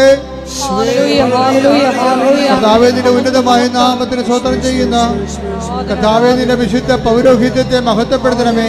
കർത്താവേ സഭയിലുള്ള സാന്നിധ്യം പ്രകടമാക്കണമേ. അത് 38 വർഷം ഞാൻ അർപ്പിച്ച കൃപാന്റെ യോഗ്യതയാൽ കൃപാസ്ഥാനത്താറെ ജീവനോടെ പ്രത്യക്ഷപ്പെട്ട പരിശുദ്ധാമ്മയുടെ മാധ്യസ്ഥത്തില് ഉച്ചമുതൽ ഉള്ളംകാല് വരെ കർത്താവിനത്വം വളരട്ടെ. കർത്താവ് അസ്ഥികളുടെ സന്ധിബന്ധങ്ങളിലും മാംസപേശികളിലും കർത്താവിനത്വം വളരട്ടെ. എൻ്റെ കർത്താവിൻ്റെ ഉന്നതമായ നാമത്തിൽ സഭയുടെ അധികാരത്തിൽ കുശിൻ്റെ അടയാളത്തിൽ മാരകരോഗങ്ങൾ തീരാവേദികൾ യേശുനാമത്തിൽ മാറിപ്പോകട്ടെ. എപ്പിലെപ്സി രോഗങ്ങൾ, തൈറോയിഡ് രോഗങ്ങൾ, ക്യാൻസർ രോഗങ്ങൾ, കരരോഗങ്ങൾ, കിഡ്നി രോഗങ്ങൾ, ഫിസ്റ്റുല രോഗങ്ങൾ, PCOD രോഗങ്ങൾ, യേശു ക്രിസ്തുവിന്റെ നാമത്തിൽ മാറിപ്പോകട്ടെ. കർത്താവ് മുതുക പൊന്തിയ അവസ്ഥകൾ, കിഡ്നി രോഗങ്ങൾ, വിസർപ്പ രോഗങ്ങൾ, സോറിയാസിസ് രോഗങ്ങൾ, ചിരങ്ക് രോഗങ്ങൾ, ത്വക്ക് രോഗങ്ങൾ കർത്താവിന്റെ വിശുദ്ധമായ രക്തത്താൽ കഴുകപ്പെടട്ടെ. കർത്താവേ സാമ്പത്തിക തകർച്ചയുള്ളവരെ, ജോലിയില്ലാത്തവരെ, വീടില്ലാത്തവരെ, വഴിയില്ലാത്തവരെ, വെളിച്ചമില്ലാത്തവരെ, വിവാഹമൊത്തു വരാത്തവരെ കണ്ണുനീരോടെ പ്രാർത്ഥിക്കുന്നു. കർത്താവേ നിന്റെ വിശുദ്ധ പൗരോഹിത്യത്തെ മഹത്വപ്പെടുത്തണമേ. കർത്താവേ നിന്റെ വിശുദ്ധ പൗരോഹിത്യത്തെ മഹത്വപ്പെടുത്തണമേ. കർത്താവേ സഭയിലുള്ള സാന്നിധ്യം പ്രകടമാക്കണമേ. കർത്താവേ നിന്റെ ഉന്നതമായ നാമത്തിലെ സ്വർഗം തുറക്കണമേ. കർത്താവിന്റെ ശക്തി, കർത്താവിന്റെ കൃപ മക്കളുടെ കൊടുക്കട്ടെ. മാരക രോഗങ്ങള്, തീരാവേദികള്, ജീവദുരിതങ്ങള്, വസ്തുവില്ലാത്തവര്, വീടില്ലാത്തവര്, സ്ഥലമില്ലാത്തവര്, ജോലിയില്ലാത്തവര്, രേഖകള്, സർട്ടിഫിക്കറ്റുകള്, കുടുങ്ങിപ്പോയവര്, വിദ്യാഭ്യാസ മേഖലകളില്, ജോലി മേഖലകളില്, യാത്രാ മേഖലകളില്, എല്ലാ തരത്തിലുള്ള ജീവിത വിളികളുടെ മേഖലകളിലുള്ള നിലവിലുള്ള തടസ്സങ്ങള് യേശു ക്രിസ്തുവിന്റെ നാമത്തില് മാറിപ്പോകട്ടെ. എല്ലാ രോഗങ്ങളും സുഖപ്പെട്ടുകൊണ്ട് അങ്ങയുടെ നാമത്തെ ആരാധനയിലൂടെ വീണ്ടും മഹത്വപ്പെടുത്തണമേ. ഓൺലൈനിലുള്ളവരും മൗനമായി പ്രാർത്ഥിക്കട്ടെ. മുട്ടയിൽ നിന്ന് കൈകൾ കുപ്പി കണ്ണടച്ച് കണ്ടേ.